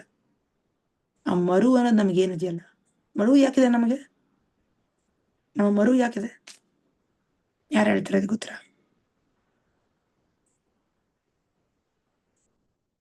ಭಗವಂತನಿಗೆ ಮರು ಇದೆಯಾ? ಮರಿತಾನ ಅವನು? ಇಲ್ಲ ಮಾತಾಜಿ. ಇಲ್ಲ. ಯಾಕೆ? ಅವರಿಗೆ ಎಲ್ಲ ಜ್ಞಾಪನ ಇರುತ್ತೆ ಮಾತಾಜಿ. ಅಂದ್ರೆ ಅವರು ಜನ್ಮಾಂತರದ್ದು ಅವರು ವಿಭು ಅಲ್ಲ ಮಾತಾಜಿ. ವಿಭು. ಪರ್ಫೆಕ್ಟ್ ಯಶೋಧ ಮಾತಾಜಿ. ವಿಭು ಅವರು, ನಾವು ಅಣು. ಭಗವಂತ ವಿಭು, ನಾವು ಅಣು. ಅದಕ್ಕೆ ನಾವು ಮರಿತೀವಿ. ಮತ್ ಭಗವಂತ ಮರೆಯೋದಿಲ್ಲ. ನಾವು ಭಗವಂತನ ಮರ್ತಿರೋದ್ರಿಂದ ಕಷ್ಟಪಡ್ತಾ ಇರೋದು, ದುಃಖಕ್ಕೊಳಗಾಗಿರೋದು. ಓಕೆ. ಸೊ ಇದನ್ನ ಯಾರು ಅರ್ಥ ಮಾಡ್ಕೋತಾರೋ, ಬಟ್ ಭಗವಂತ ಒಂದು ಶ್ಲೋಕ ನೋಡಿದ್ವಲ್ಲ ನಾವು, 5ನೇ ಅಧ್ಯಾಯದ ಕೊನೆಯ ಶ್ಲೋಕ. ಯಾರು ಹೇಳ್ತೀರಾ? 5ನೇ ಅಧ್ಯಾಯದ ಕೊನೆಯ ಶ್ಲೋಕ ನಿಮ್ಮ ಮುಖ್ಯವಾದ ಶ್ಲೋಕ ಅಂತ ಹೇಳಿದ್ದೆ ನಾನು. ಭೋಕ್ತಾರಾಮ್ ಯಜ್ಞ ತಪಸಾಂ ಸರ್ವಲೋಕ ಮಹೇಶ್ವರಂ ಸುಹೃದಂ ಸರ್ವಭೂತಾನಾಂ ಜ್ಞಾತ್ವಾ ಮಾಂ ಶಾಂತಿ ಪೃಚ್ಛತಿ. ಅಲ್ವಾ? ಭಗವಂತ ಏನು? ನನ್ನ ವಿಷಯವಾಗಿ ಸಂಪೂರ್ಣ ಪ್ರಜ್ಞೆಯನ್ನಿಟ್ಟುಕೊಂಡು ಎಲ್ಲ ಯಜ್ಞಗಳ ಮತ್ತು ತಪಸ್ಸುಗಳ ಕಟ್ಟುಕಡೆಯ ಭೋಕ್ತೃ ನಾನೇ, ಎಲ್ಲ ಲೋಕಗಳ ಮತ್ತು ದೇವತೆಗಳ ಪರಮ ಪ್ರಭು ನಾನೇ, ಎಲ್ಲ ಜೀವಿಗಳ ಉಪಕಾರಿ ಹಿತೈಷಿ ನಾನೇ ಎಂದು ಅರಿತ ಮನುಷ್ಯನು ಐಹಿಕ ದುಃಖಗಳ ಯಾತನೆಯಿಂದ ಮುಕ್ತನಾಗಿ ಶಾಂತಿಯನ್ನು ಪಡೆಯುತ್ತಾನೆ. ಇಷ್ಟನ ಪೊಸಿಷನ್ ಇದು. ಭಗವಂತ ಯಾರು ಅಂದ್ರೆ ಸುಮ್ಮನೆ ಅವನ ಪಾಡಿಗೆ ಅವನ ಲೋಕ ಸೃಷ್ಟಿ ಮಾಡ್ದ, ಭೌತಿಕ ಲೋಕ ಸೃಷ್ಟಿ ಮಾಡ್ದ, ಅವನ ಆಧ್ಯಾತ್ಮಿಕ ಲೋಕದಲ್ಲಿ ಇದ್ದಾನೆ, ನಮಗೂ ಅವನಿಗೆ ಏನ್ ಮಹಾ ಸಂಬಂಧ ಅಲ್ಲ. ಪ್ರತಿಯೊಂದು ಜೀವರಾಶಿಯ ಹಿತೈಷಿ ಅವನು. ನಮ್ಮ ಒಳಿತ, ನಮ್ಗೇನು ಒಳ್ಳೇದು, ನಮ್ಗೇನು ಏನಂತಾರೆ ಶ್ರೇಯಸ್ಸು ಕೃಷ್ಣ ಭಗವಂತನಿಗೆ ಗೊತ್ತು. ಇದನ್ನ ಅರಿತಿರೋ ವ್ಯಕ್ತಿಗೆ ಏನ್ ಕಷ್ಟ ಇರಕ್ ಸಾಧ್ಯ? ಅವನ್ ಯಾವ ಒಂದು ಭೌತಿಕದ ಒಂದು ತೊಂದರೆಗಳಿಗೆ ಅವನು ಒಳಗಾಗಲ್ಲ ಅಂತ ಜೀವಿ. ಅದೇ ಭಗವಂತ ಹೇಳ್ತಾರೆ, ನನ್ನ ಸ್ಥಾನ ಅರ್ಥ ಮಾಡ್ಕೊ, ನಾನು ಯಾರು ಅನ್ನೋ ತಿಳ್ಕೊಂಡಿರೋ ವ್ಯಕ್ತಿಗೆ ಕಷ್ಟ ಅನ್ನೋದಿರಲ್ಲ. ಯಾಕಂದ್ರೆ ನನಗೆ ಅರ್ಥ ಆಗತ್ತೆ ಎಲ್ಲದಕ್ಕೂ. ಏನಂತಾರೆ ಪ್ರೊಪ್ರೈಟರ್ ಅಂದ್ರೆ ಏನಂತಾರೆ? ಒಡೆಯ ಅಲ್ವಾ? ಪ್ರೊಪ್ರೈಟರ್ ಅಂದ್ರೆ ಏನರ್ಥ ಮಾತಾಜಿ? ಯಾರು ಹೇಳ್ತಾರೆ? ಆ ಒಡೆತನದ ಭಾವ ಅನ್ನೋದೇನು ನಮಗಿದೆಯಲ್ಲ, ಅದನ್ನ ಬಿಟ್ಬಿಡ್ತಾನೆ ಭಕ್ತ ಆಗಿರೋ. ಎಲ್ಲ ಸೇರಿರೋದು ಭಗವಂತನಿಗೆ, ಎಲ್ಲ ಸೇರಿದ್ದು ಭಗವಂತನಿಗೆ ಅಲ್ವಾ? ಯಾವ್ದಾದ್ರು ನಮಗ್ ಸೇರಿದ್ದಿದ್ಯಾ? ನಮಗೆ ಎಲ್ಲ ಕೊಟ್ಟಿದ್ದಾನೆ ಭಗವಂತ, ಉಪಯೋಗ ಮಾಡ್ಕೊ ಅಂತ. ಎಲ್ಲ ತಾತ್ಕಾಲಿಕವಾಗಿದೆ ಅಲ್ವಾ? ಈ ಶರೀರ ಕೂಡ ತಾತ್ಕಾಲಿಕವಾಗಿ ನಮಗೆ ಕೊಟ್ಟಿರೋದು, ಆಮೇಲೆ ಹೊಟ್ಟೋಗತ್ತಿದೆ, ನಮ್ಮನ್ನ ಬಿಟ್ಟು ಹೋಗತ್ತೆ. ಇರೋವರೆಗೂ ಇದನ್ನ ಸರಿಯಾದ ರೂಪದಲ್ಲಿ ಬಳಸ್ಬೇಕು. ಸುಮ್ಮನೆ ಅದನ್ನ ಖಾಲಿ ಮಾಡಿದ್ರೆ, ಈ ಅಕೌಂಟಲ್ಲಿ ದುಡ್ಡು ಬಂದಿದೆ ಅಂತ ಖರ್ಚು ಮಾಡ್ಬಿಟ್ರೆ ಏನಾಗತ್ತೆ? ಖಾಲಿ ಆಗೋಗತ್ತಲ್ವಾ? ಮತ್ತೆ ಬೇಕು ಅಂದ್ರೆ ಇರತ್ತಾ? ಮತ್ತೆ ಸಂಪಾದನೆ ಮಾಡ್ಬೇಕು. ಅದಕ್ಕೆ ನಾವೇನ್ ಮಾಡ್ತೀವಿ? ದುಡ್ಡನ್ನ ಎಷ್ಟು ಕಷ್ಟ ಪಡ್ಕೊಂಡು ಉಳಿತಾಯ ಮಾಡ್ತೀವಿ. ಎಲ್ಲಿ ಬೆಳೆಯುತ್ತೋ ಅಲ್ಲಿ ದುಡ್ಡು ಹಾಕ್ತೀವಿ, ನಾಳೆಗೆ ಬೇಕು ಅಂತ, ಮುಂದೆ ಬೇಕು ಅಂತ. ಅದೇ ರೀತಿ ಈ ಸಮಯ, ಈ ಶರೀರ, ನಮ್ಮ ಮನಸ್ಸು, ನಮ್ಮ ಕಾರ್ಯಗಳನ್ನೆಲ್ಲ ಸುಮ್ಮನೆ ಮುಗ್ಸಾಕ್ಬಿಟ್ರೆ, ಮಾಡ್ಬಿಟ್ಟು ಟೈಮ್ ಇದೆಯಲ್ಲ, ದುಡ್ಡಿದೆಯಲ್ಲ, ಹಾಗೇನಾಗತ್ತೆ? ಹೋಗಿದ್ದು ವಾಪಸ್ ಬರತ್ತಾ? ಇಲ್ಲ ಅಲ್ವಾ? ಅದಕ್ಕೆ ಅವ್ಯರ್ಥ ಕಾಲತ್ವ ಅಂದ್ರೆ ಒಂದು ಕ್ಷಣನೂ ವೇಸ್ಟ್ ಮಾಡಬಾರ್ದು. ಮಾಯೆಗೆ, ಎಸ್ಪೆಷಲಿ ಮಾಯೆಗೆ ಖರ್ಚು ಮಾಡ್ಲೇಬಾರ್ದಂತ. ಮಾಯೆ ಖರ್ಚು ಮಾಡಿದ್ರೆ ನಮ್ಗೇನು ಹಿಂದಕ್ಕೆ ಬರೋದಿಲ್ಲ, ಹೋದಂಗೆ. ಅದು ಹಿಂದಕ್ಕೆ ಬರಬೇಕು ನಮ್ಮ ಜೊತೆಗೆ ಅಂದ್ರೆ ಅದು ಓನ್ಲಿ ಭಗವಂತನ ಕಾರ್ಯದಲ್ಲಿ ಮಾತ್ರ ಖರ್ಚು ಮಾಡಬೇಕು. ಅದು ಭಗವಂತ ಹೇಳ್ತಿರೋದು. ಇವಾಗ ಕೃಷ್ಣ ಇಷ್ಟೆಲ್ಲ ಹೇಳಿದಾನೆ, ಹೌದಾ? ಅರ್ಜುನ ಏನು ಹೇಳ್ತಾನೆ ಉತ್ತರ? ಅದು ಇವಾಗ ಬಂದಿದೆ ಶ್ಲೋಕಕ್ಕೆ, 33ನೇ ಶ್ಲೋಕ. ಅರ್ಜುನೋವಾಚ ಯೋಯಂ ಯೋಗಸ್ತ್ವಯಾ ಪ್ರೋಕ್ತಃ ಸಂಯೇನ ಮಧುಸೂದನ ಏತಸ್ಯಾಹಂ ನ ಪಶ್ಯಾಮಿ ಚಂಚಲತ್ವಾತ್ ಸ್ಥಿತಿಂ ಸ್ಥಿರಾಂ. ಏನಂತಾನೆ ಅರ್ಜುನ? ಯಾರು ಓದ್ತೀರಾ? ನಾನು ಓದ್ಲಾ ಮಾತಾಜಿ? ಎಸ್ ಮಾತಾಜಿ. ಅರ್ಜುನನು ಹೀಗೆ ಹೇಳಿದನು, ಮಧುಸೂದನನೇ, ನೀನು ಸಂಗ್ರಹವಾಗಿ ಹೇಳಿದ ಈ ಯೋಗ ಪದ್ಧತಿಯು ಕಾರ್ಯಸಾಧ್ಯವಲ್ಲ ಮತ್ತು ಸಹಿಸಲು ಅಸಾಧ್ಯವಾದದ್ದು ಎಂದು ನನಗೆ ತೋರುತ್ತದೆ. ಏಕೆಂದರೆ ಮನಸ್ಸು ಪ್ರಕ್ಷುಬ್ಧವಾದದ್ದು ಮತ್ತು ಚಂಚಲವಾದದ್ದು. ಮನಸ್ಸನ್ನ ನಿಯಂತ್ರಿಸ್ಕೊಳ್ಳೋದಂದ್ರೆ ತುಂಬಾ ಕಷ್ಟ. ಧನ್ಯವಾದ ಮಾತಾಜಿ. ಧನ್ಯವಾದ. ಅರ್ಜುನ ಹೇಳ್ತಿರೋದು ನಿಜ ಅಲ್ವಾ? ಏನಂತಾನೆ? ಯಾವ್ದ್ರ ಬಗ್ಗೆ ಹೇಳ್ತಿರೋದಿಲ್ಲ ಅರ್ಜುನ ಆಗೋದ್ ಕಷ್ಟ ಅಂತ. ಈ ಧ್ಯಾನ ಯೋಗ ಏನ್ ವಿವರಿಸಿದಾನು ಕೃಷ್ಣ ಶುಚೋದೇಶೆ ಶ್ಲೋಕದಿಂದ, ಈ ತರ ಕೂತ್ಕೋಬೇಕು, ಈ ತರ ಗಂಭೀರವಾಗಿರ್ಬೇಕು, ಈ ತರ ನೋಡ್ಬೇಕು, ಈ ತರ ಮನಸ್ಸು ಕಂಟ್ರೋಲ್ ಪಡ್ಕೋಬೇಕು, ಈ ತರ ಭೌತಿಕ ಕಾರ್ಯಗಳನ್ನೆಲ್ಲ ನಿಲ್ಲಿಸ್ಬೇಕು ಅಲ್ವಾ? ಎಲ್ಲಾ ರೀತಿ ಕಂಟ್ರೋಲ್ಡ್ ಆಗಿರ್ಬೇಕು. ಇದೆಲ್ಲ ಏನ್ ಹೇಳಿದಾನು ಕೃಷ್ಣ? ಈ ಧ್ಯಾನ ಯೋಗ ಮಾಡೋದು ತುಂಬಾ ಅಸಾಧ್ಯ. ಈ ಮನಸ್ಸನ್ನ ನಿಯಂತ್ರಣ ತರೋದು ತುಂಬಾ ಕಷ್ಟ. ಯಾಕೆ? ಮನ್ಸು ಮಾತು ಕೇಳತ್ತಾ? ಮನಸ್ಸಿನ ಒಂದು ಗುಣಲಕ್ಷಣ ಏನು? ಪ್ರಕ್ಷುಬ್ಧವಾದದ್ದು ಮತ್ತು ಚಂಚಲವಾದದ್ದು. ಹಠಮಾರಿ. ಕೆಲವರು ಇರಲ್ಲ ಮಕ್ಕಳು, ಹಠಮಾರಿಯಾಗಿರ್ತಾರೆ, ತುಂಬಾ ಹಠ ಮಾಡ್ತಾರೆ, ಮಾತು ಕೇಳಲ್ಲ. ಇದೇ ರೀತಿ ಮನಸ್ಸು. ಸೊ ಅರ್ಜುನ ಯಾವಾಗ ಹೇಳಿದಿದ್ದನ್ನ? 5,000 ವರ್ಷ ಕೆಳಗಡೆ ಅಲ್ವಾ? ದ್ವಾಪರದಲ್ಲಿ. ಅವಾಗ ಅರ್ಜುನಂಗ್ ಮಾಡೋದಕ್ಕಾಗತ್ತೆ ಆಕ್ಚುಲಿ. ಮೊದಲ ದೊಡ್ಡ ಯೋಧ ಅವನು, ದೊಡ್ಡ ಕ್ಷತ್ರಿಯ, ಎಷ್ಟೆಲ್ಲ ಯುದ್ಧ ಮಾಡಿದ್ದಾನೆ, ಎಷ್ಟೆಲ್ಲ ಸಾಧಿಸಿದ್ದಾನೆ. ಅವನಿಗೆ ಮಾಡೋದು ಕಷ್ಟ ಅಂತಿದ್ದಾನೆ. ನಮ್ಮ ಪರಿಸ್ಥಿತಿ ಏನು? ಇವತ್ತಿನ ಕಾಲದವ್ರು ನಾವು, ಹೌದಾ? ನಮ್ಗೆ ಆ ಥರ ಯಾವುದೋ ಅನುಕೂಲನೂ ಇಲ್ಲ ಈ ಧ್ಯಾನ ಯೋಗ ಮಾಡೋದಕ್ಕೆ. ನಾವೆಲ್ಲೋ ಶುಚೋದೇಶಕ್ಕೆ, ಎಲ್ಲೋ ಹರಿದ್ವಾರ, ಎಲ್ಲೋ ವೃಂದಾವನಕ್ಕೂ ಎಲ್ಲೋ ಹೋಗಿರಕ್ಕಾಗತ್ತಾ ಮನೆ ಬಿಟ್ಟು? ಅದು ಕಷ್ಟ. ಮತ್ತು ನಮ್ಮ ಪರಿಸ್ಥಿತಿ ಏನು? ಅದಿಲ್ಲಿ ನಾವು ಅರ್ಥ ಮಾಡ್ಕೋಬೇಕು.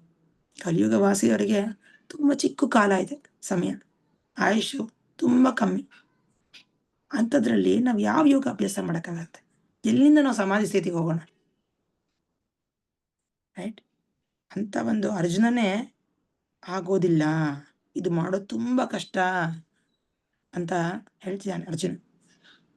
ಅಂಡ್ ಯಾರ್ಯಾರು ಇದನ್ನ ಈ ಯೋಗ ಭಗವಂತ ಹೆಂಗ್ ಕೊಟ್ಟಿದೆ ಇದನ್ನ ಕೆಲವರು ಯೋಗ ಸ್ಕೂಲ್ಗಳನ್ನ ತೆಗೆದು ಎಷ್ಟೆಲ್ಲ ಪ್ರಯತ್ನ ಮಾಡ್ತಾರೆ. ಈ ಯೋಗ ಮಾಡೋದ್ರಿಂದ ನಮಗೆ ಎಲ್ಲ ಸರ್ವಸಿದ್ಧಿ ಸಿಗತ್ತೆ ಅಂತ. ಅಂತರ್ಗತಿ ಏನು? ಸುಮ್ಮನೆ ಹೆಸರಿಗೆ ಯೋಗ ಮಾಡ್ತಾ ಇದಾರೆ ಅವ್ರು. ಆಕ್ಚುಲಿ ನಿಜವಾದ ಯೋಗ ಇಲ್ಲಿ ಕೊಟ್ಟಿರೋದು ಭಗವಂತ. ಅಭ್ಯಾಸ ಈ ರೀತಿಯಲ್ಲಿ ಮಾಡ್ಬೇಕು. ಯೋಗ ಅಭ್ಯಾಸ ಮಾಡ್ಬೇಕಂದ್ರೆ ಇಲ್ಲ ಭಕ್ತಿ ಯೋಗ ಮಾಡ್ಬೇಕು. ಅದಕ್ಕೆ ಭಗವಂತ ಇದನ್ನ ತಿಳ್ಕೊಂಡು ಈ ಕಲಿಯುಗಕ್ಕೆ ಅನ್ವಯಿಸುವಂತ ವರ್ಕ್ ಆಗುವಂತ ಮಾರ್ಗ ಏನಪ್ಪ? ಭಕ್ತಿ ಯೋಗ ಮಾರ್ಗ ಕೊಟ್ಟಿರೋದು. ಭಕ್ತಿ ಯೋಗ ಮಾರ್ಗದಲ್ಲಿ ಪ್ರತಿಯೊಬ್ಬರು ಅದರ ಫಲಿತ ಪಡ್ಕೋಬಹುದು. ಇನ್ನು ಅರ್ಜುನ ಇಲ್ಲಿ ತುಂಬಾ ಕಷ್ಟ ಆಯ್ತು, ಸಾಧ್ಯ ಇಲ್ಲ. ಎಸ್ಪೆಷಲಿ ಕಲಿಯುಗದಲ್ಲಿ ವ್ಯಕ್ತಿಯವರಿಗೆ ಅಸಾಧ್ಯ ಅಲ್ವಾ? ಹೌದಲ್ವಾ? ಅಸಾಧ್ಯ ಅಂತೀರ ಸಾಧ್ಯ ಅಂತೀರ ಧ್ಯಾನ ಯೋಗ ಮಾಡೋದು. ಅರ್ಜುನ ಅಂದ್ರೆ ನಿರಾಕರಿಸಿದಪ್ಪ. ಮತ್ ನಾವು ನಮಗಾಗತ್ತೆ ಏನಕ್ಕಾಗತ್ತಾ? ಯಾರು ಒಬ್ರು ಮಾಡ್ಬೋದು, ಯಾರು ಒಬ್ರು, ತುಂಬಾ ರೇರ್. ಆಗೋದೇ ಇಲ್ಲ ಅಂತ ನಾವು ನಿರಾಕರಿಸಕ್ಕಾಗದೆ ಹೋದ್ರು ಕೋಟಿದಲ್ಲಿ ಯಾರೋ ಒಬ್ಬ ಮನುಷ್ಯ ಮಾಡ್ಬೋದು. ನೀವು ಸಾಧಿಸ್ಬೋದು. ತುಂಬಾ ಹಠ ಇರೋನು. ಬಾಕಿಯವ್ರ ಕಥೆ ಏನ? ಬಾಕಿಯವ್ರಿಗೂ ಸಹಾಯ ಆಗ್ಬೇಕಲ್ವಾ? ಭಗವಂತ ಕೊಟ್ಟಿರೋ ಮಾರ್ಗ ಎಲ್ಲರಿಗೂ ಸಹಾಯ ಆಗಂಗಿರ್ಬೇಕು ಅಲ್ವಾ? ನಮ್ಮ ಪರಿಸ್ಥಿತಿ ಏನ್ ಮತ್ತೆ? ರೈಟ್? ಏನಂತದ ಅರ್ಜುನ?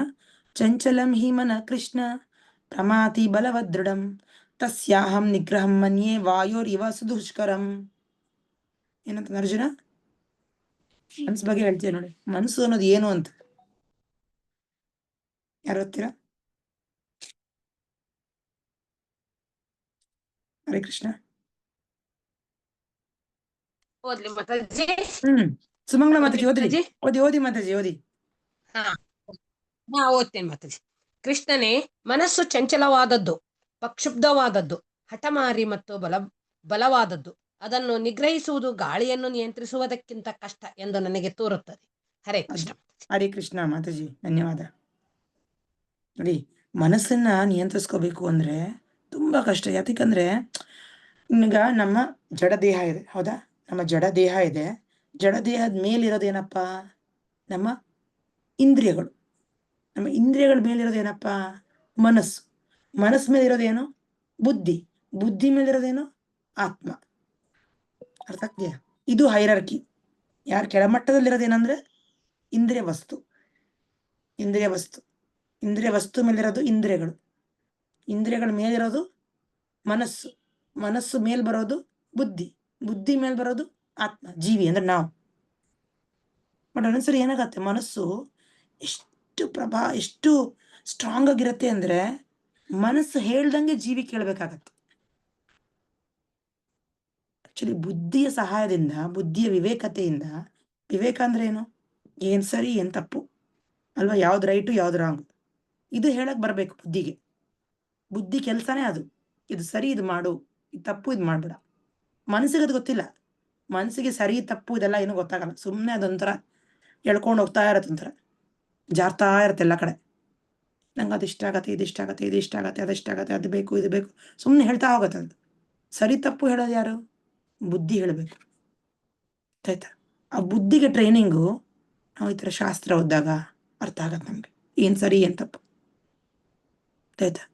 ಯಾವಾಗ ಬುದ್ಧಿ ಸರಿಯಾಗಿ ಟ್ರೈನಿಂಗ್ ಪಡ್ಕೊಂಡು ಮನಸ್ಸನ್ನ ನಿಯಂತ್ರಿಸುತ್ತೋ ಅವಾಗ ಆತ್ಮ, ಜೀವಿ ಅಂದ್ರೆ ಮೇಲ್ಗಡೆ ಇರುವಂತವನು ನಾವು ಯಾಕಂದ್ರೆ ನಾವಿನ್ನು ಮೇಲ್ಗಡೆ ಸ್ಥಾನದಲ್ಲಿರೋದು, ಹೈಯರ್ ಸ್ಥಾನ, ನಾವು ಸುಖವಾಗಿರ್ಬೋದು. ಬಟ್ ಅದೇ ಈ ಬುದ್ಧಿಗೆ ಟ್ರೈನಿಂಗ್ ಇಲ್ಲ ಅಂದ್ರೆ ಆ ಮನಸ್ಸು ನಿಯಂತ್ರಣಕ್ಕೆ ಬರೋದಿಲ್ಲ. ಮನಸ್ಸು ಹೇಳ್ದಂಗೆ ನಾವು ಕುಣಿಬೇಕಾಗತ್ತೆ. ಗೊತ್ತಾಗ್ತಿದ್ಯಾ? ಮನಸ್ಸು ಕಂಟ್ರೋಲಿಗೆ ಬಂದ್ರೆ ಆಟೋಮೆಟಿಕಲಿ ಇಂದ್ರಿಯಗಳೆಲ್ಲ ಆಟೋಮೆಟಿಕಲಿ ಕಂಟ್ರೋಲ್ ಬಂದ್ಬಿಡುತ್ತೆ. ಯಾಕಂದ್ರೆ ಅದೆಲ್ಲ ಕೆಳಗಡೆ ಇರೋದು, ಆಯ್ತಾ? ಇನ್ನು ಕೆಳಮಟ್ಟದ ಸ್ಥಾನದಲ್ಲಿರೋಂಥದ್ದು.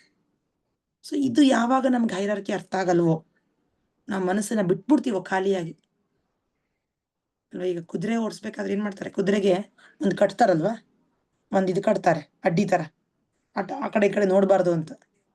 ಆ ಕಡೆ ಈ ಕಡೆ ಹೋದ್ರೆ ಅದೇನೋ ತಿನ್ನಕ್ ಹೋಗುತ್ತೆ, ಹುಲ್ಲು ತಿನ್ನಕ್ ಹೋಗುತ್ತೆ, ದಾರಿ ತಪ್ಪತ್ತೆ. ಹೌದಲ್ವಾ? ಅದೇ ತರ ನಮ್ಮ ಮನಸ್ಸನ್ನ ಕಂಟ್ರೋಲ್ ಮಾಡೋದಕ್ಕೆ ನಮ್ಗೆ ಏನ್ ಬೇಕು? ಸಹಾಯ, ಬುದ್ಧಿ ಟ್ರೈನಿಂಗ್ ಆಗಿರ್ಬೇಕು. ಜೊತೆಗೆ ಮನಸ್ಸು ನಿಯಂತ್ರಿಸೋದಕ್ಕೆ ಚೈತನ್ಯ ಮಹಾಪ್ರಭು ಕೊಟ್ಟಿರೋ ಮಾರ್ಗ ಏನಪ್ಪ? ಮಂತ್ರ ಚಾರಣೆ, ಹರೇ ಕೃಷ್ಣ ಮಹಾಮಂತ್ರ ಜಪ. ಮಂತ್ರ ಇಂದನೇ ಮನಸ್ಸು ಕಂಟ್ರೋಲ್ ಬರುತ್ತೆ. ಗೊತ್ತಾಯ್ತಾ? ಮಂತ್ರ ಭಗವಂತ ಕೊಟ್ಟಿರುವಂತ ಮಾರ್ಗ, ಆಯ್ತಾ, ಭಕ್ತರ ಸಾಂಗತ್ಯ, ಇದೆಲ್ಲ ತುಂಬಾ ಮುಖ್ಯ ಮನಸ್ಸನ್ನು ನಿಯಂತ್ರಿಸ್ಕೊಳ್ಳೋದಕ್ಕೆ. ಇಲ್ಲ ಅಂದ್ರೆ ಜೀವಿ ದುಃಖ ಪಡ್ತಾನೆ, ಜೀವಿ ಸಫರ್ ಆಗ್ತಾನೆ. ಒಂದು ಗಾಡಿ, ಎಲ್ಲರೂ ಏನ್ ಇಮ್ಯಾಜಿನ್ ಮಾಡ್ಕೋಬೇಕಂದ್ರೆ ನಾವೆಲ್ಲರೂ ಒಂದು ಗಾಡಿದಲ್ಲಿ ಕೂತಂಗೆ. ಗಾಡಿದಲ್ಲಿ ಕೂತಿರೋ ವ್ಯಕ್ತಿ ಹಿಂದ್ಗಡೆ ಯಾರಪ್ಪ ಅಂದ್ರೆ ಜೀವಿ. ಡ್ರೈವರ್ ಯಾರು? ಡ್ರೈವರ್ ಬಂದ್ಬಿಟ್ಟು ಬುದ್ಧಿ, ಗೊತ್ತಾಯ್ತಾ? ಆ ಡ್ರೈವರ್ ಸರಿಯಾದ ಜಾಗ ಕರ್ಕೊಂಡು ಹೋಗ್ಬೇಕು. ಮುಂದೆ ಇಷ್ಟೆಲ್ಲ ಕುದುರೆಗಳಿದೆ, ಆ ಕುದುರೆಗಳೆಲ್ಲ ನಮ್ಮ ಇಂದ್ರಿಯಗಳು. ನಾನು ಸರಿ ತೋರಿಸಿದ್ದೆ ಅನ್ಸುತ್ತೆ ಲೆವೆಲ್ 1 ಅಲ್ಲಿ ಒಂದು ಚಿತ್ರ ತೋರಿಸಿದ್ದೆ ನಿಮ್ಗೆ, ಕಳಿಸ್ತೀನಿ ನಾನು ನಿಮ್ಗೆ, ಚಿತ್ರ ಕಳಿಸ್ತೀನಿ ನಿಮ್ಗೆ, ಎಲ್ಲರೂ ನಿಮ್ಗೆ ನೋಡಿದ್ರೆ ಅರ್ಥ ಆಗತ್ತೆ. ಆ 5 ಕುದುರೆಗಳಿರುತ್ತೆ, ಅದೆಲ್ಲ ನಮ್ಮ ಇಂದ್ರಿಯಗಳು, ಆಯ್ತಾ? ಇಂದ್ರಿಯನ ಎಳಿಯಕ್ಕೆ ಹಗ್ಗಗಳಿರತ್ತಲ್ಲ, ಆ ಹಗ್ಗ ಬಂದ್ಬಿಟ್ಟು ನಮ್ಮ ಮನಸ್ಸು. ಅದು ಬೇಕು, ಇದು ಬೇಕು, ಇದು ಬೇಕು, ಅದು ಬೇಕು, ಇದು ಬೇಕಂತ ಕೆಡ್ತಾ ಇರತ್ತೆ. ಆ ಡ್ರೈವರು ಬುದ್ಧಿ. ಆ ಡ್ರೈವರಿಗೆ ವಿವೇಕ ಇದ್ರೆ ಅವ್ನು ಸರಿಯಾದ ದಾರಿಲಿ ಕರ್ಕೊಂಡು ಹೋಗ್ತಾನೆ. ಆಗ ಜೀವಿ ಸಂತೋಷವಾಗಿರ್ಬೋದು. ಬುದ್ಧಿಗೆ ಟ್ರೈನಿಂಗ್ ಇಲ್ಲ ಅಂದ್ರೆ ಮನಸ್ಸು ಎಲ್ಲಾ ಕಡೆ ಹೋಗ್ಬಿಡುತ್ತೆ, ಎಲ್ಲಾಂದ್ರೆ ಹೇಳ್ಕೊಂಡು ಹೋಗ್ಬಿಡುತ್ತೆ ನಮ್ಮನ್ನ, ಆಯ್ತಾ? ನಮ್ಮಿಂದ ಪಾಪ ಕಾರ್ಯ ಮಾಡ್ಸತ್ತೆ. ಜೀವಿ ಅನುಭವಿಸ್ತಾ ಹೋಗ್ತಾನೆ, ಮತ್ತೆ ಇನ್ನೊಂದು ದೇಹ, ಮತ್ತೆ ಇನ್ನೊಂದು ದೇಹ, ಮತ್ತೆ ಇನ್ನೊಂದು ದೇಹ, ದೇಹ ಬದಲಾವಣೆ ಮಾಡ್ತಾ ಹೋಗ್ತಾನೆ ಜೀವಿ. ಅದ್ರ ಕಾರಣ ಏನು? ಮನಸ್ಸು ಕಂಟ್ರೋಲ್ ಇಲ್ಲದೆ ಇರೋದ್ರಿಂದ. ಮನಸ್ಸಿಗೆ ಒಂದು ಯಜಮಾನ ಬೇಕು, ಆ ಯಜಮಾನನೇ ಬುದ್ಧಿ. ಆ ಬುದ್ಧಿ ಟ್ರೈನಿಂಗ್ ಕೊಡ್ಬೇಕಾಗಿರೋದು ಶಾಸ್ತ್ರದ ಮುಖಾಂತರ. ಮನಸ್ಸು ನಿಯಂತ್ರಿಸಕ್ಕೆ ಇನ್ನೊಂದು ಮಾರ್ಗ ಏನು? ಮಂತ್ರದ ಸಹಾಯದಿಂದ, ಹರೇ ಕೃಷ್ಣ ಮಹಾಮಂತ್ರ ಸಹಾಯದಿಂದ, ಆಯ್ತಾ? ಅದಕ್ಕೆ ಹೇಳ್ತಾ ಇರೋದು ಸವೈ ಮನ ಕೃಷ್ಣ ಪದಾರವಿಂದಯೋಹೋ. ಅದಕ್ಕೆ ಉದಾಹರಣೆ ಕೊಟ್ಟಿದ್ದಾರೆ ನೋಡಿ ಇಲ್ಲಿ. ಏನಾರು ಇವಾಗ ಒಂದು ದೊಡ್ಡ ಕಾಯಿಲೆ ಬಂತು, ಇವಾಗ ಫಾರ್ ಎಕ್ಸಾಂಪಲ್ ಕೋವಿಡ್ ಬಂದಿತ್ತು, ಎಲ್ರು ಕೊರೋನಾ ಬಂದಿತ್ತಲ್ಲ, ಎಷ್ಟು ಜನಕ್ಕೆ ಕೋವಿಡ್ ಬಂದಿತ್ತು. ಕೋವಿಡ್ ಬಂದಾಗ ಏನಾಗತ್ತೆ ಅಲ್ವಾ, ಒಂದು ದೊಡ್ಡ ಕಾಯಿಲೆ ಬಂದ್ರೆ ಮೆಡಿಸನ್ ಹಾಕೊಂಡ್ರು ಅದು ಕಂಟ್ರೋಲಿಗೆ ಬರಲ್ಲ. ಇನ್ಫೆಕ್ಷನ್ ಇನ್ನೂ ಇರತ್ತದು. ಆ ಇನ್ಫೆಕ್ಷನ್ ಎಷ್ಟು ಸ್ಟ್ರಾಂಗ್ ಆಗಿರತ್ತೆ ಅಂದ್ರೆ ಮೆಡಿಸನ್ಗೂ ಅದು ಕೆಳಗೆ ಬೀಳೋದಿಲ್ಲ, ಅಂದ್ರೆ ಮನಸ್ಸು ಮೆಡಿಸನ್ಗೂ ಕಂಟ್ರೋಲಿಗೆ ಬರೋದಿಲ್ಲ ಅಲ್ವಾ. ಅದು ಕಾನ್ಸ್ಟೆಂಟ್ ಆಗಿ ಅದಕ್ಕೆ ನಾವು ವ್ಯಾಕ್ಸಿನ್ ಹಾಕೋತೀವಿ. ವ್ಯಾಕ್ಸಿನ್ ಹಾಕೊಂಡ್ರೆ ಒಂಥರ ಕವಚ ಇದ್ದಂಗೆ, ನೆಕ್ಸ್ಟ್ ಟೈಮ್ ಅಟ್ಯಾಕ್ ಆದಾಗ ಅದು ಚಿಕ್ಕದಾಗಿ ಬಂದು ಹೋಗುತ್ತೆ ಅಂತ. ಅದೇ ತರ ಈ ಮನಸ್ಸು ಹಾಗೆ. ಇದು ಮನಸ್ಸು ಕಂಟ್ರೋಲಿಗೆ ಬರಬೇಕು ಅಂದ್ರೆ ಬುದ್ಧಿನ ಸ್ಟ್ರಾಂಗ್ ಮಾಡ್ಕೋಬೇಕು, ಆಯ್ತಾ? ಯಾಕಂದ್ರೆ ಮನಸ್ಸಿನ ಮೇಲಿರೋದು ಬುದ್ಧಿ. ಬುದ್ಧಿಗೆಲ್ಲ ಗೊತ್ತು, ಬುದ್ಧಿಗೆ ಆಕ್ಚುಲಿ ಎಲ್ಲ ಗೊತ್ತು, ನಾನು ಮಾಡ್ತಾ ಇರೋದು ಸರಿ ತಪ್ಪು. ಬುದ್ಧಿಗೆ ನಾವು ಜಾಗ ಮಾಡ್ಕೊಳ್ಬೇಕು. ಯಾವಾಗ್ಲೂ ಮನಸ್ಸು ಹೇಳ್ದಂಗೆ ಕೇಳ್ತಾ ಇರೋದಲ್ಲ, ಗೊತ್ತಾಯ್ತಾ? ಮನಸ್ಸನ್ನ ಆಕ್ಚುಲಿ ಒಂದು ಹೆಂಡತಿಗೆ ಹೋಲಿಸ್ತಾರೆ. ಒಳ್ಳೆ ಹೆಂಡತಿ ಅಂದ್ರೆ ಒಳ್ಳೆ ಮಾರ್ಗದರ್ಶನ ಕೊಡ್ತಾಳೆ ಗಂಡನಿಗೆ. ಒಳ್ಳೆ ಮನಸ್ಸು, ಕಂಟ್ರೋಲ್ಡ್ ಮನಸ್ಸಿದ್ರೆ ಅದು ಸಹಾಯ ಮಾಡುತ್ತೆ ಜೀವಿಗೆ ಮುಕ್ತಿ ಪಡ್ಕೊಳಕ್ಕೆ. ಅದೇ ಕಂಟ್ರೋಲ್ ಇಲ್ದಿರೋ ಮೈಂಡ್ ಅಂದ್ರೆ ಒಂದು ಸುನೀತಿ ಸುರುಚಿ, ಧ್ರುವನ್ ತಾಯಿ, ಧ್ರುವನ ಚಿಕ್ಕಮ್ಮ ಸುರುಚಿ ಅಲ್ವಾ. ಅವಳೇನು ಹೇಳೋದು, ನಿನಗೆ ನಿಮ್ಮ ಅಪ್ಪನ ತೊಡೆ ಮೇಲೆ ಕೂತ್ಕೊಳ್ಳೋಕ್ಕೆ ನಿಂಗೆ ಅರ್ಹತೆ ಇಲ್ಲ, ಯಾಕಂದ್ರೆ ನೀನು ನನ್ನ ಗರ್ಭದಿಂದ ಜನ್ಮ ತಾಳಿಲ್ಲ. ನೀನು ನಿಮ್ಮ ಅಪ್ಪನ ತೊಡೆ ಮೇಲೆ ಕೂತ್ಕೋಬೇಕು ಅಂದ್ರೆ ನನ್ನ ಗರ್ಭದಿಂದ ಒಂದು ಜನ್ಮ ಪಡ್ಕೋಬೇಕು. ಹೋಗ್ಬಿಟ್ಟು ನಿನ್ ವಿಷ್ಣು ಹತ್ರ ಪ್ರಾರ್ಥನೆ ಮಾಡ್ಕೋ ಹೋಗು, ಇನ್ನೊಂದು ಜನ್ಮ ನಿಂಗೆ ನನ್ನಿಂದ ಹುಟ್ಟಬೇಕು ಅಂತ.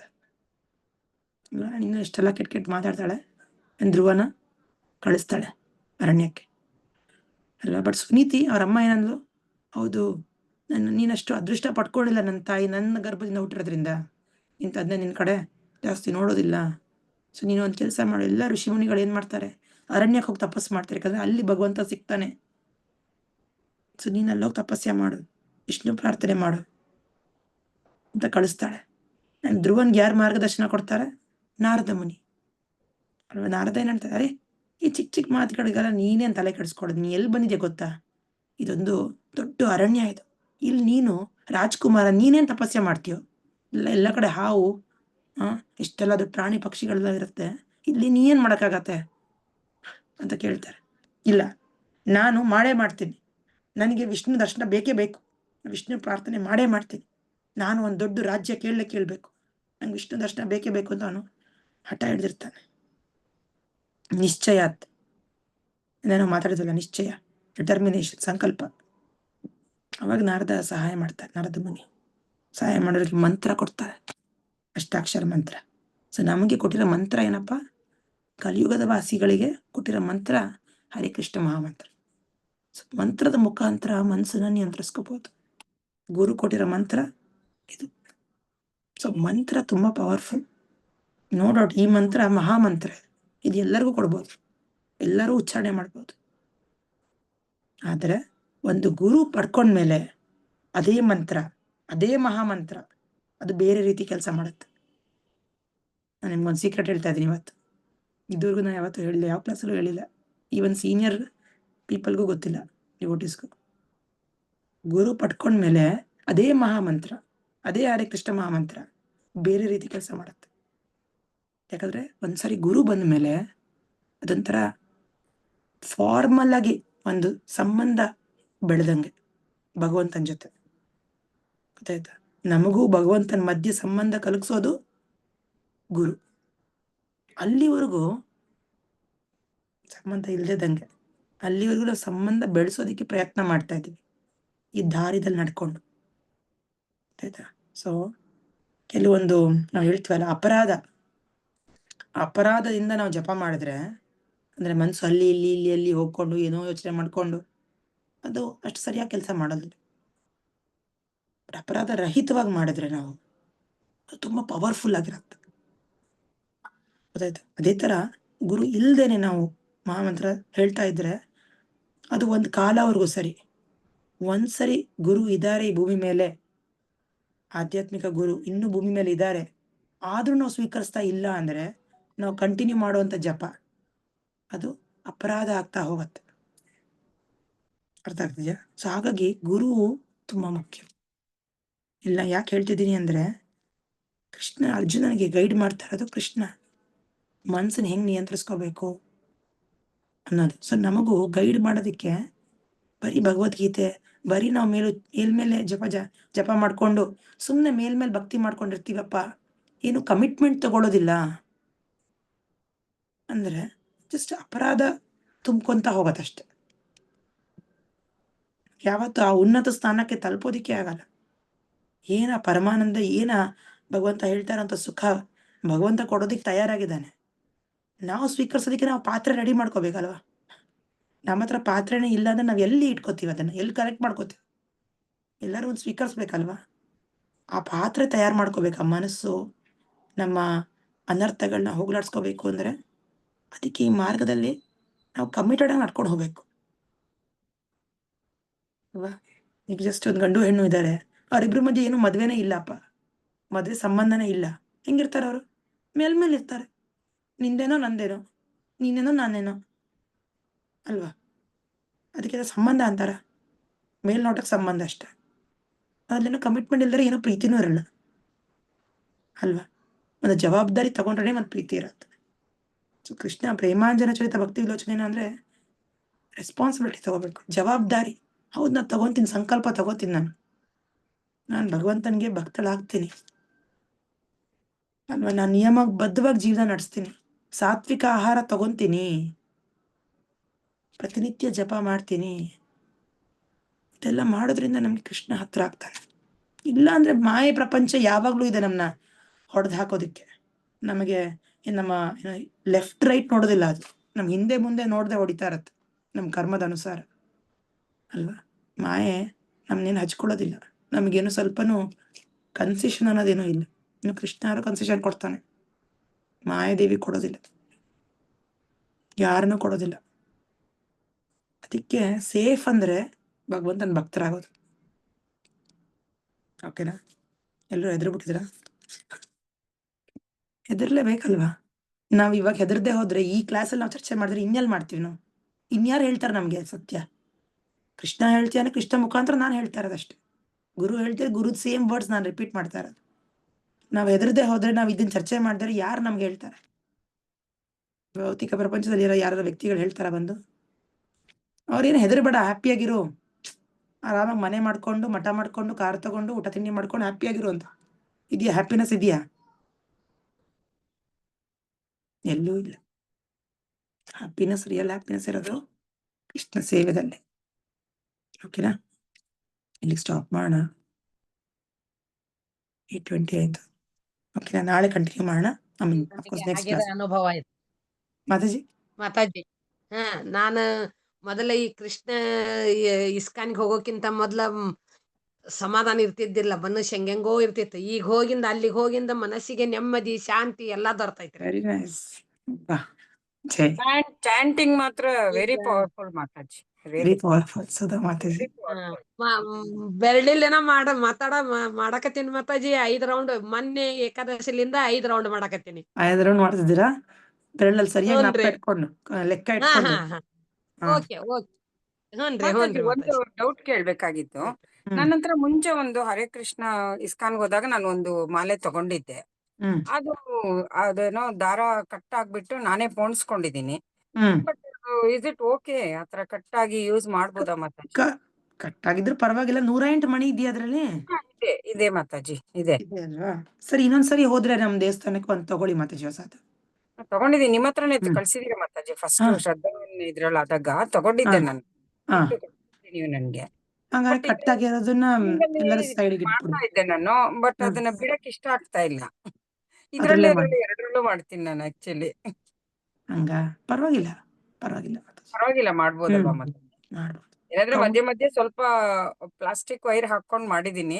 ಬೇರೆದಂದ್ರೆ ಕಟ್ ಆಗ್ಬಿಡತ್ತಲ್ಲ, ಬೇರೆ ಹಾ, ದಾರಗಳೆಲ್ಲ. ಹೌದು ಹೌದು. ಪ್ಲಾಸ್ಟಿಕ್ ತೊಂದ್ರೆ ಆದ್ರೆ ನಂಗೆ ಮೂವ್ ಆಗುತ್ತೆ ಈಸಿಯಾಗಿ ಅಂತ. ಹ್ಮ್. ಪ್ಲಾಸ್ಟಿಕ್ ಸ್ವಲ್ಪ ಗಂಟೆ ಬಟ್ 108 ಇದೆ ಅದು. ಹಾ. correct. ಹಾ, ಆಯ್ತು. ಲೆಕ್ಕ ಇದ್ರೆ ಸಾಕು ಮಾತಾಜಿ, ನೋ ಪ್ರಾಬ್ಲಮ್. ಪರವಾಗಿಲ್ಲ ಅಲ್ವಾ ಮಾತಾಜಿ? ಪರವಾಗಿಲ್ಲ, ಅದೇ ಅವತ್ತಿಂದ ಕೇಳ್ಬೇಕು ಅನ್ಕೊಂತಿದ್ದೆ ನಿಮ್ಗೆ ಇದನ್ನ.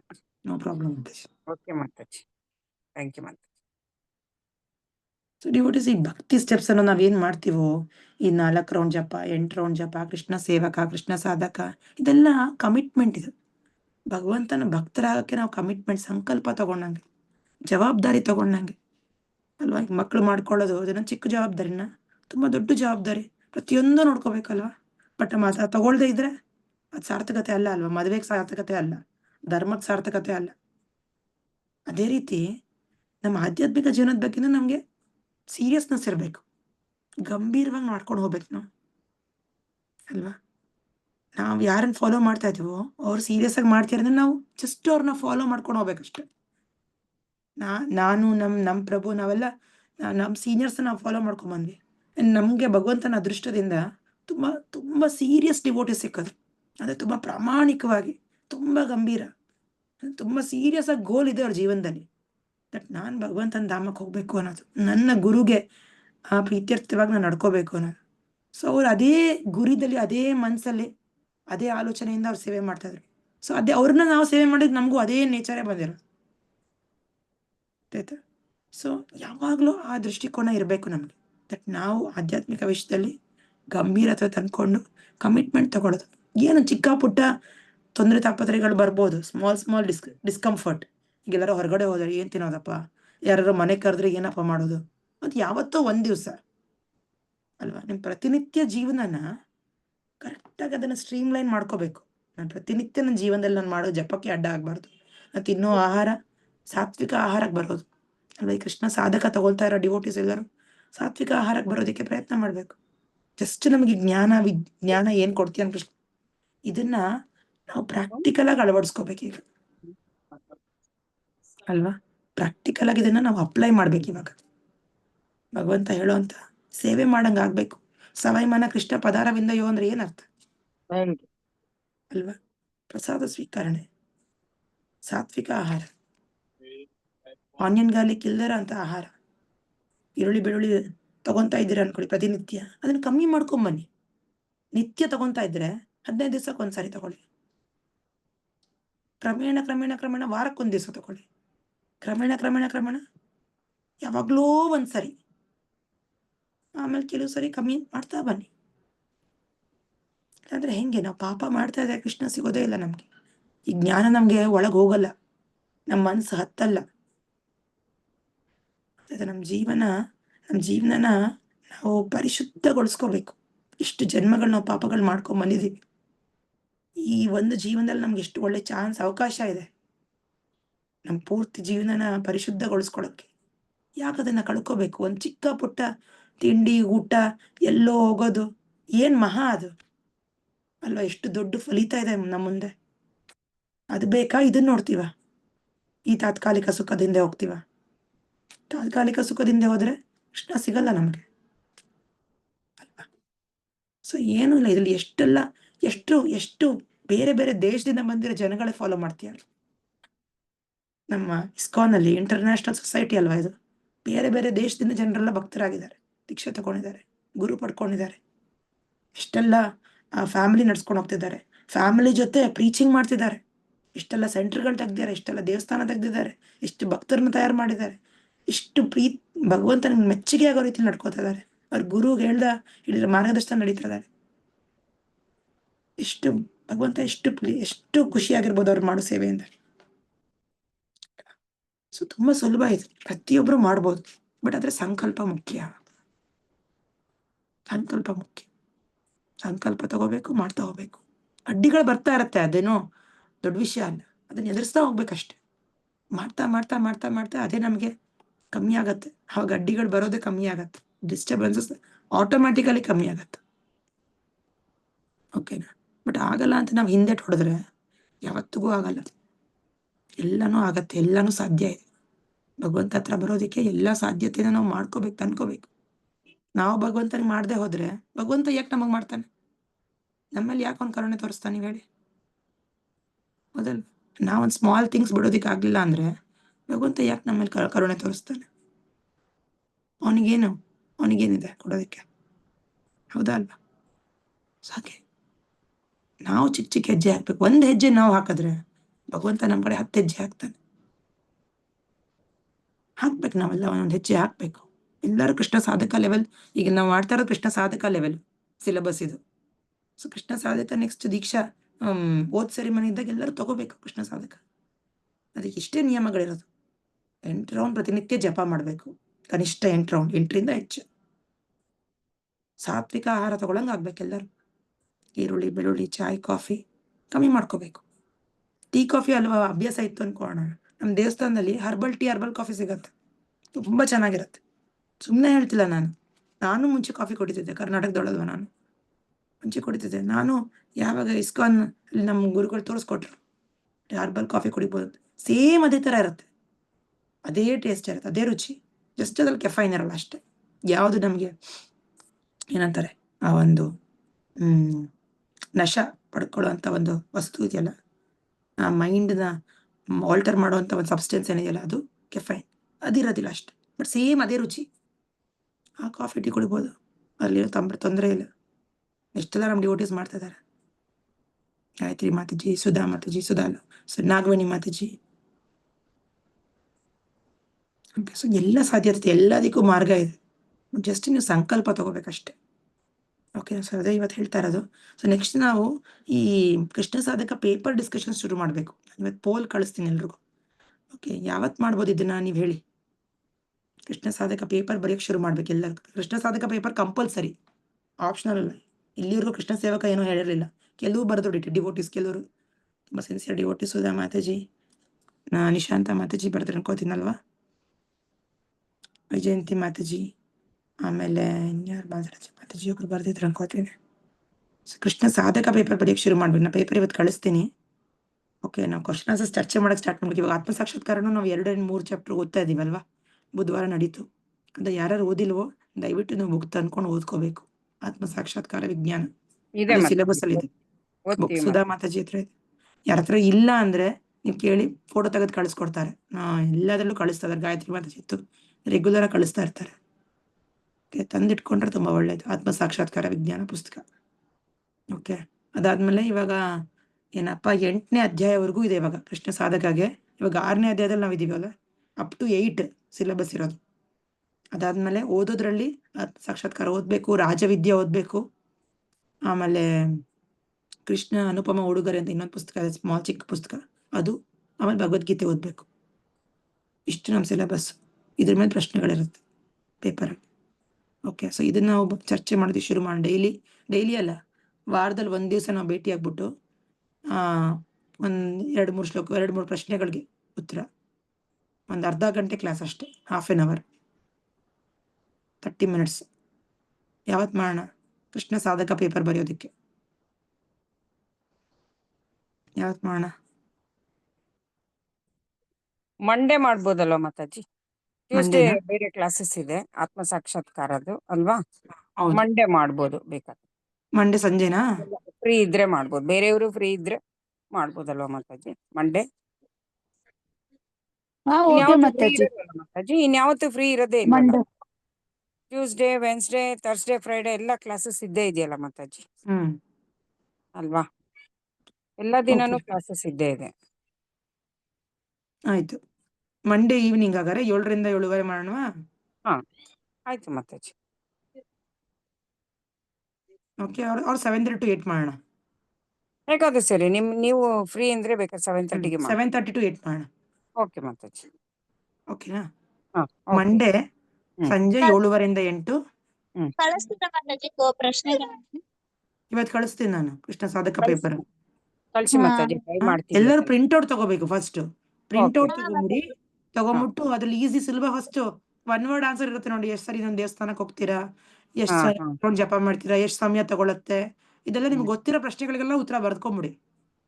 ಓಕೆ ಮಾತಾಜಿ. ಓಕೆ, ಅದಾದ್ಮೇಲೆ ನಾವು ಆ ಮೇನ್ ಟಾಪಿಕ್ ಬರೋಣ. ಆಯ್ತು ಮಾತಾಜಿ. ಓಕೆನಾ? ಸರಿ.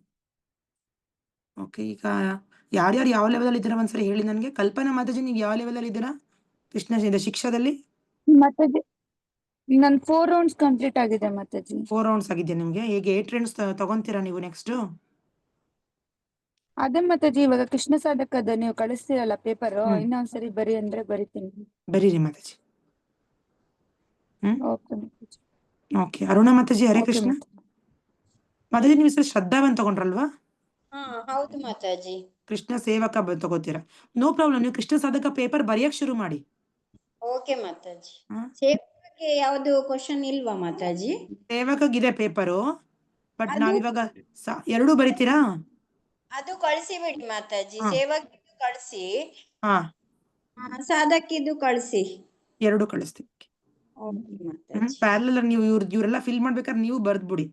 ಓಕೆ ಮಾತಾಜಿ. ರೆಡಿ ಆಗಿರತ್ತಾಗ. ಓಕೆ, ಹರೇ ಕೃಷ್ಣ ಮಾತಾಜಿ. ಹರೇ ಕೃಷ್ಣ. ನಾನು ಈಗ ಹೊಸದಾಗಿ ಈ ಗ್ರೂಪ್ ಅಲ್ಲಿ ಬಂದಿರೋದಲ್ಲ ಮಾತಾಜಿ. ನಮ್ದು ಈಗ ಯಾವ ಹಂತದಲ್ಲಿ? ನಿಮ್ದು ಪ್ರಭು ಫಸ್ಟ್ ಲೆವೆಲ್ ಇಂದ ಶುರು ಮಾಡ್ಬೇಕು ಪ್ರಭು. ಶ್ರದ್ಧಾ 1 ರೌಂಡ್ ಜಪದ ಕಮಿಟ್ಮೆಂಟ್. ಅದಕ್ಕೇನು ರೀಡಿಂಗ್ ಏನೂ ಇಲ್ಲ, ಬಟ್ ನೀವು ರೀಡಿಂಗ್ ಅಫ್ಕೋರ್ಸ್ ಬರ್ಬೋದು. ಪ್ರತಿ ಬುಧವಾರ ರೀಡಿಂಗ್ ಕ್ಲಾಸ್ ನಡೀತಾ ಇದೆ ಅದು. ಓಕೆ, ನೀವೆಲ್ಲ ಸಿಲೆಬಸ್ ಫಾಲೋ ಮಾಡಿ. ನನಗೆ ನಿಮಗೆ ರೀಡಿಂಗ್ ಇದು ಕಳಿಸ್ತೀನಿ, ಒಂದು ಸ್ಕ್ರೀನ್ ಶಾಟ್ ಇದೆ.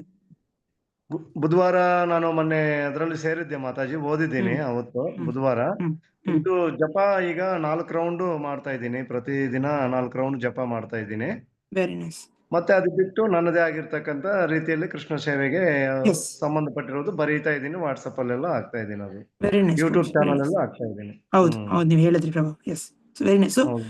ನೋ ಡೌಟ್ ಪ್ರಭು, ನೀವು ಅದ್ ಮಾಡ್ತಾ ಇದ್ರು ಕಂಟಿನ್ಯೂ ಮಾಡಿ. ಬಟ್ ನಾವು ಭಕ್ತಿ ಸ್ಟೆಪ್ ಸರ್ಟಿಫಿಕೇಟ್ ಕೊಡ್ಬೇಕಾದ್ರೆ ಫಸ್ಟ್ ಲೆವೆಲ್ ಇಂದಾನೆ ಕೊಡ್ತೀವಿ. First level certificate compulsory. ಅದಾದ್ಮೇಲೆ ಲೆವೆಲ್ 2, ಲೆವೆಲ್ 3 ಆತರ ಹೋಗ್ತೀವಿ. ಬಟ್ ನೀವು ಇವ್ರಗಳ ಜೊತೆ ಸೇಮ್ ರೀಡಿಂಗು, ನಿಮ್ ಸಿಲೆಬಸ್ ಓದೋದು, ಪೇಪರ್ ಬರೆಯೋದು ಇದೆಲ್ಲ ನೀವು ಶುರು ಮಾಡಿ. ಓಕೆನಾ? ಕೃಷ್ಣ ಸೇವಕ ಪೇಪರ್ ನಿಮಗೆ ಕಳಿಸ್ತೀನಿ. ಅದನ್ನ ನೋಡ್ಬಿಟ್ಟು ನೀವು ಪ್ರಶ್ನೆ ಉತ್ತರ ಬರೆಯಕ್ ಶುರು ಮಾಡಿ ಪ್ರಭು. ಓಕೆ, ನಾನು ವೆರಿಫೈ ಮಾಡ್ತೀನಿ ಆನ್ಸರ್ಸ್ನ. ಓಕೆ, ಓಕೆ ಪ್ರಭು. ಹರೇ ಕೃಷ್ಣ. ಮತ್ತೆ ನಿಶಾಂತ ಮಾತಾಜಿ ಕೃಷ್ಣ ಸೇವಕ ತಗೊಂಡಿದ್ರಲ್ಲ, ಈ ಸರಿ ಸಾಧಕ ತಗೋಬೇಕಲ್ವಾ ನೀವು? ಅಂದ ಮಾತಾಜಿ ಇನ್ಯಾರು? ಗೀತಾ ಉಳ್ಳಗಡ್ಡಿ ಮಾತಾಜಿ ಉಪಾಸಕ ಆಗಿದೆ. ಪ್ರಭುಪಾದ ಅಷ್ಟೇ ಹೋಗ್ಬೇಕಲ್ವಾ ಮಾತಾಜಿ ನೀವು? ಹರೇ ಕೃಷ್ಣ ಮಾತಾಜಿ. ಹರೇ ಕೃಷ್ಣ. ಕೃಷ್ಣ ಸೇವಕ ತಗೊಂಡಿದ್ದೀನಿ ಮಾತಾಜಿ. ಮೊನ್ನೆ 4 rounds 4 rounds ತಗೊಂಡಿದ್ರೆ ನೀವು ಈಗ ಸಾಧಕ ಬರಿಬೇಕು ಪೇಪರ್ ಅಲ್ವಾ ಮಾತಾಜಿ? ಹಾ ಮಾತಾಜಿ.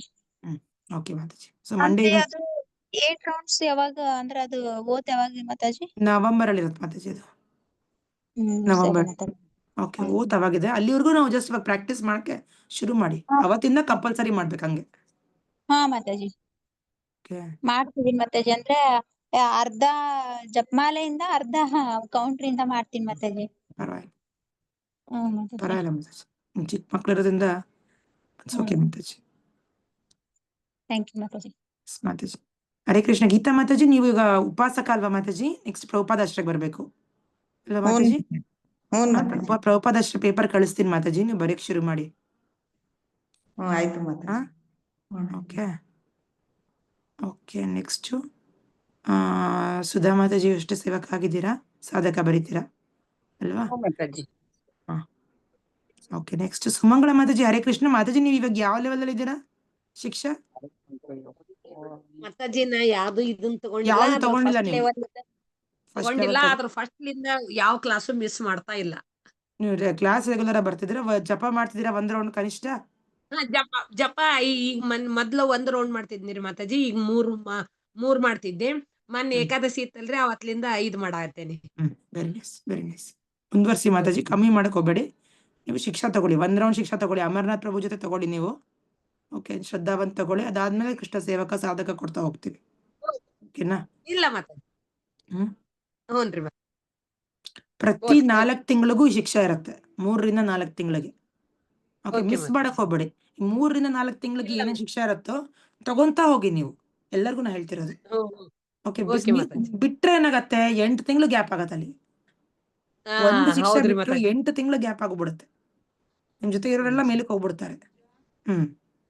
ಆಯ್ತ್ರಿ ಮಾತಾಜಿ. ಒಂದ್ Yes. ಸ್ವಲ್ಪ ನಮ್ದು ಸ್ಕೂಲಿಂದ ಟೆನ್ಷನ್ ಇತ್ತಲ್ರಿ ಮಾತಾಜಿ, ಅದ್ರ ಸಲುವಾಗಿ ನಾನ್ ಸುಮ್ನೆ ಅದೀನಿ. ಆತೇನ್ ಮುಗಿಯಾಕ ಬಂದೈತ್ರಿ ನಂದು ಮಾತಾಜಿ. ಓಕೆ ಮಾತಾಜಿ. ಉಮಾದೇವಿ ಮಾತಾಜಿ ಹರೇ ಕೃಷ್ಣ. ಮೊನ್ನೆ ಯಶೋಧಾ ಮಾತಾಜಿ ಹರೇ ಕೃಷ್ಣ. ನಿಮ್ದು ಯಾವ ಶಿಕ್ಷಾದಲ್ಲಿ ಇದ್ದೀರಾ ಮಾತಾಜಿ? ಯಶೋಧಾ ಮಾತಾಜಿ.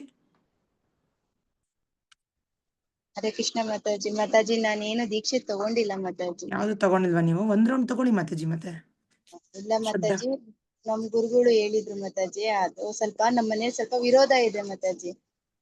ನಾನ್ ಇದ್ರಲ್ಲಿ ನಾನು ಸ್ವಲ್ಪ ಮುಂದುವರ್ಕೊಂಡು ಹೋಗ್ತಾ ಇದೀನಿ. ಅವ್ರನ್ನ ಎದುರಾಕೊಂಡು ನಾನು ಅವೆಲ್ಲ ತಗೊಳಕ್ಕಾಗಲ್ಲ, ಅದಕ್ಕೆ ನಾನು ಈ ಭಕ್ತರ ಸಂಘದಲ್ಲಿ ಮುಂದುವರ್ಸ್ಕೊಂಡು ಹೋಗ್ತಾ ಇದೀನಿ ಮಾತಾಜಿ. ಓಕೆ ಓಕೆ ಸರಿ ಮಾತಾಜಿ, ನಿಮ್ಮ ಹತ್ರ ನಾನು ಪರ್ಸನಲ್ ಆಗಿ ಮಾತಾಡ್ತೀನಿ, ನಂಗೆ ಫೋನ್ ಮಾಡಿ ಮಾತಾಡೋಣ ನಾವು. ಆಯ್ತು. ಓಕೆ ಹರೇ ಮಾತಾಜಿ. ಕೃಷ್ಣ ಮಾತಾಜಿ. ಹರೇ ಕೃಷ್ಣ. ದಂಡವತ್ ಪ್ರಣಾಮ ಮಾತಾಜಿ. ಅರುಣ ಮಾತಾಜಿ, ನೀವು ಯಾವ ಶಿಕ್ಷಾದಲ್ಲಿ ಇದ್ದೀರಾ? ಮಾತಾಜಿ ನಾನು 16 ರೌಂಡ್ ಮಾಲೆ ಮಾಡ್ತೀನಿ, ಭಗವದ್ಗೀತೆ ಭಾಗವತ ಎಲ್ಲಾ ಮಾಡ್ತೀನಿ, ಬಹಳ ವ್ರತಗಳನ್ನು ಮಾಡ್ತೀನಿ. ಆದ್ರೆ ಯಾವ ಶಿಕ್ಷೆ ನಾನು ಯಾವ್ದು ತಗೊಂಡ್ಲೇ ಇಲ್ಲ ಇದುವರೆಗೂ. ಹೌದಾ? ತಗೋಬೇಕು ಮಾತಾಜಿ, ನೀವು ಶಿಕ್ಷಾ ಮಾತಾಜಿ, ತಗೊಂಡ್ರೆ ಅದು ಪ್ರೊಸೆಸಿಂಗ್ ಅದು ನನಗೇನು ನಂಗೆ ಸ್ವಲ್ಪ ಅಷ್ಟ ನೆನಪಿಟ್ ಮಾಡಿರೇ ಇಲ್ಲ ರೀ. ತೊಂದ್ರೆ ಇಲ್ಲ ಮಾತಾಜಿ. ನೀವು ಜಸ್ಟ್ ನನ್ನ ಕ್ಲಾಸಸ್ ರೆಗ್ಯುಲರ್ ಆಗಿ ಬರ್ತೀರಿ, ಅಂಡ್ ಜಸ್ಟ್ ನೀವು ಈ ರೀಡಿಂಗ್ ಸೆಷನ್ಸ್ ಎಲ್ಲ ಕಂಟಿನ್ಯೂಸ್ ಜಾಯಿನ್ ಆಗ್ತೀರಿ, ಯಾವ್ದು ಮಿಸ್ Okay, ಮಾಡ್ಕೋಬೇಡಿ. ಬುಕ್ಸ್ ಎಲ್ಲ ಮಾತಾಜಿ. ಇದೆಯಲ್ವಾ ನಿಮ್ಮ ಹತ್ರ? ನಾನು ಫೋಟೋ ಎಲ್ಲ ಕಳಿಸ್ತೀನಿ ಇದೆ. ನೋಡಿ, ಅದೆಲ್ಲ ಚೆಕ್ ಮಾತಾಜಿ. ಮಾಡ್ಕೊಂಡು ನೀವು ನಂಗೆ ಹೇಳಿ. ಯಾವ್ದಾರು ಇಲ್ಲ ಅಂದ್ರೆ, ನಾನು ಎಲ್ರಿಗೂ ಹೇಳ್ತಾ ಇರೋದು, ಬುಕ್ಸ್ ಯಾವ್ದಾರು ಇಲ್ಲ ಅಂದ್ರೆ ನಂಗೆ ಪರ್ಸನಲ್ ಆಗಿ ಮೆಸೇಜ್ ಮಾಡಿ, ಈ ಬುಕ್ ಇಲ್ಲ ನಂಗೆ ಬುಕ್ ಬೇಕು ಅಂತ. ಓಕೆ, ನಂಗೆ ಅಡ್ರೆಸ್ ಕಳ್ಸಿದ್ರೆ ನಿಮ್ಮ ಮನೆಗೆ ನಾನು ಕಳಿಸ್ಕೊಡ್ತೀನಿ. ನನ್ನ ಹತ್ರ ಭಗವದ್ಗೀತಾ ಭಾಗವತನು ತರ್ಸ್ಕೊಂಡಿದೀನಿ. Very nice. ಇವತ್ತು ರಾಣೆಬೆನ್ನೂರು ಇದಕ್ ಹೋಗಿದ್ದೀವ್ರಿ ಕೃಷ್ಣ ಜನ್ಮಾಷ್ಟಮಿಗೆ. ಈಗ ಬಂದ್ ಕೂತೀನಿ, ಈಗ್ಲೇ ಜಾಯಿನ್ ಆದೆ ಅದಕ್ಕೆ. ಹೌದಾ? ವೆರಿ ನೈಸ್ ಮಾತಾಜಿ. ಮಾತಾಜಿ. ಓಕೆ ಮಾತಾಜಿ. ಥ್ಯಾಂಕ್ ಯು ಮಾತಾಜಿ. ಅದು ದೀಕ್ಷಾ ಅದೆಲ್ಲ ನೆನಪಿಟ್ಟು ನಂಗೆ ಸ್ವಲ್ಪ ಮಾಡಿಸಿ ಮಾತಾಜಿ. ಆಗ್ಲಿ ಮಾತಾಜಿ, ನಾನು ಮಾಡಿಸ್ತೀನಿ ನಿಮಗೆ. Okay Mataji. Hare Krishna Mataji. Okay devotees, Hare Krishna. ಏನಾದ್ರು ಪ್ರಶ್ನೆ ಇದೆಯಾ? ಸ್ಟಾಪ್ ಮಾಡ್ಮೇನು ಇಲ್ಲ ಅಂದ್ರೆ? ಬುಕ್ ನನ್ನ ಹತ್ರ ಆತ್ಮ ಸಾಕ್ಷಾತ್ಕಾರ, ರಾಜವಿದ್ಯೆ, ಕೃಷ್ಣ ಬುಕ್ ಮತ್ತೆ ಯಾವ ತಗೋಬೇಕು ಮಾತಾಜಿ? ನಾನು ನಿಮ್ಗೆ ಫೋಟೋ ಕಳಿಸ್ತೀನಿ ನೋಡಿ ಮಾತಾಜಿ, ಅಕಾರ್ಡಿಂಗ್ಲಿ ನಂಗೆ ಮೆಸೇಜ್ ಮಾಡಿ. ಸರಿ ಮಾತಾಜಿ. ಓಕೆ ಡಿವೋಟೀಸ್, ಹರೇ ಕೃಷ್ಣ ಎಲ್ಲರಿಗೂ. ಹರೇ ಕೃಷ್ಣ ಮಾತಾಜಿ. ಪಂಚಕಲ್ಪತರುಭ್ಯಶ್ಚ ಕೃಪಾ ಸಿಂಧುಭ್ಯೇವ ಚ ಪತಿತಾನಾಂ ಪಾವನೇಭ್ಯೋ ವೈಷ್ಣವೇಭ್ಯೋ ನಮೋ ನಮಃ. अनंत कोटि वैष्णववृंद की जय। नमाचार्य हरिदास ठाकुर की जय। जगत गुरु श्रील प्रभुपाद की जय। रविंद्राश्रम भगवद गीता की जय। हरे कृष्ण। ಹರೇ ಕೃಷ್ಣ ಹರೇ ಮಾತಾಜಿ. ಕೃಷ್ಣ ಮಾತಾಜಿ. ದಂಡವತ್ ಪ್ರಣಾಮ್. हरे कृष्ण। ಹರೇ ಕೃಷ್ಣ ಮಾತಾಜಿ. ಮಾತಾಜಿ. हरे ಹರೇ कृष्ण। ಕೃಷ್ಣ. हरे कृष्ण। हरे कृष्ण माताजी। हरे कृष्ण। दंडवत प्रणाम संगीता माताजी। हरे कृष्ण माताजी। हरे कृष्ण उमादेवी माताजी। ಹರೇ अन्नपूर्णा माताजी। हरे कृष्ण। ಮಾತಾಜಿ. अन्नपूर्णा माताजी फोन ಮಾಡಿ ಯಾವಾಗಲಾರು. ಹರೇ ಕೃಷ್ಣ।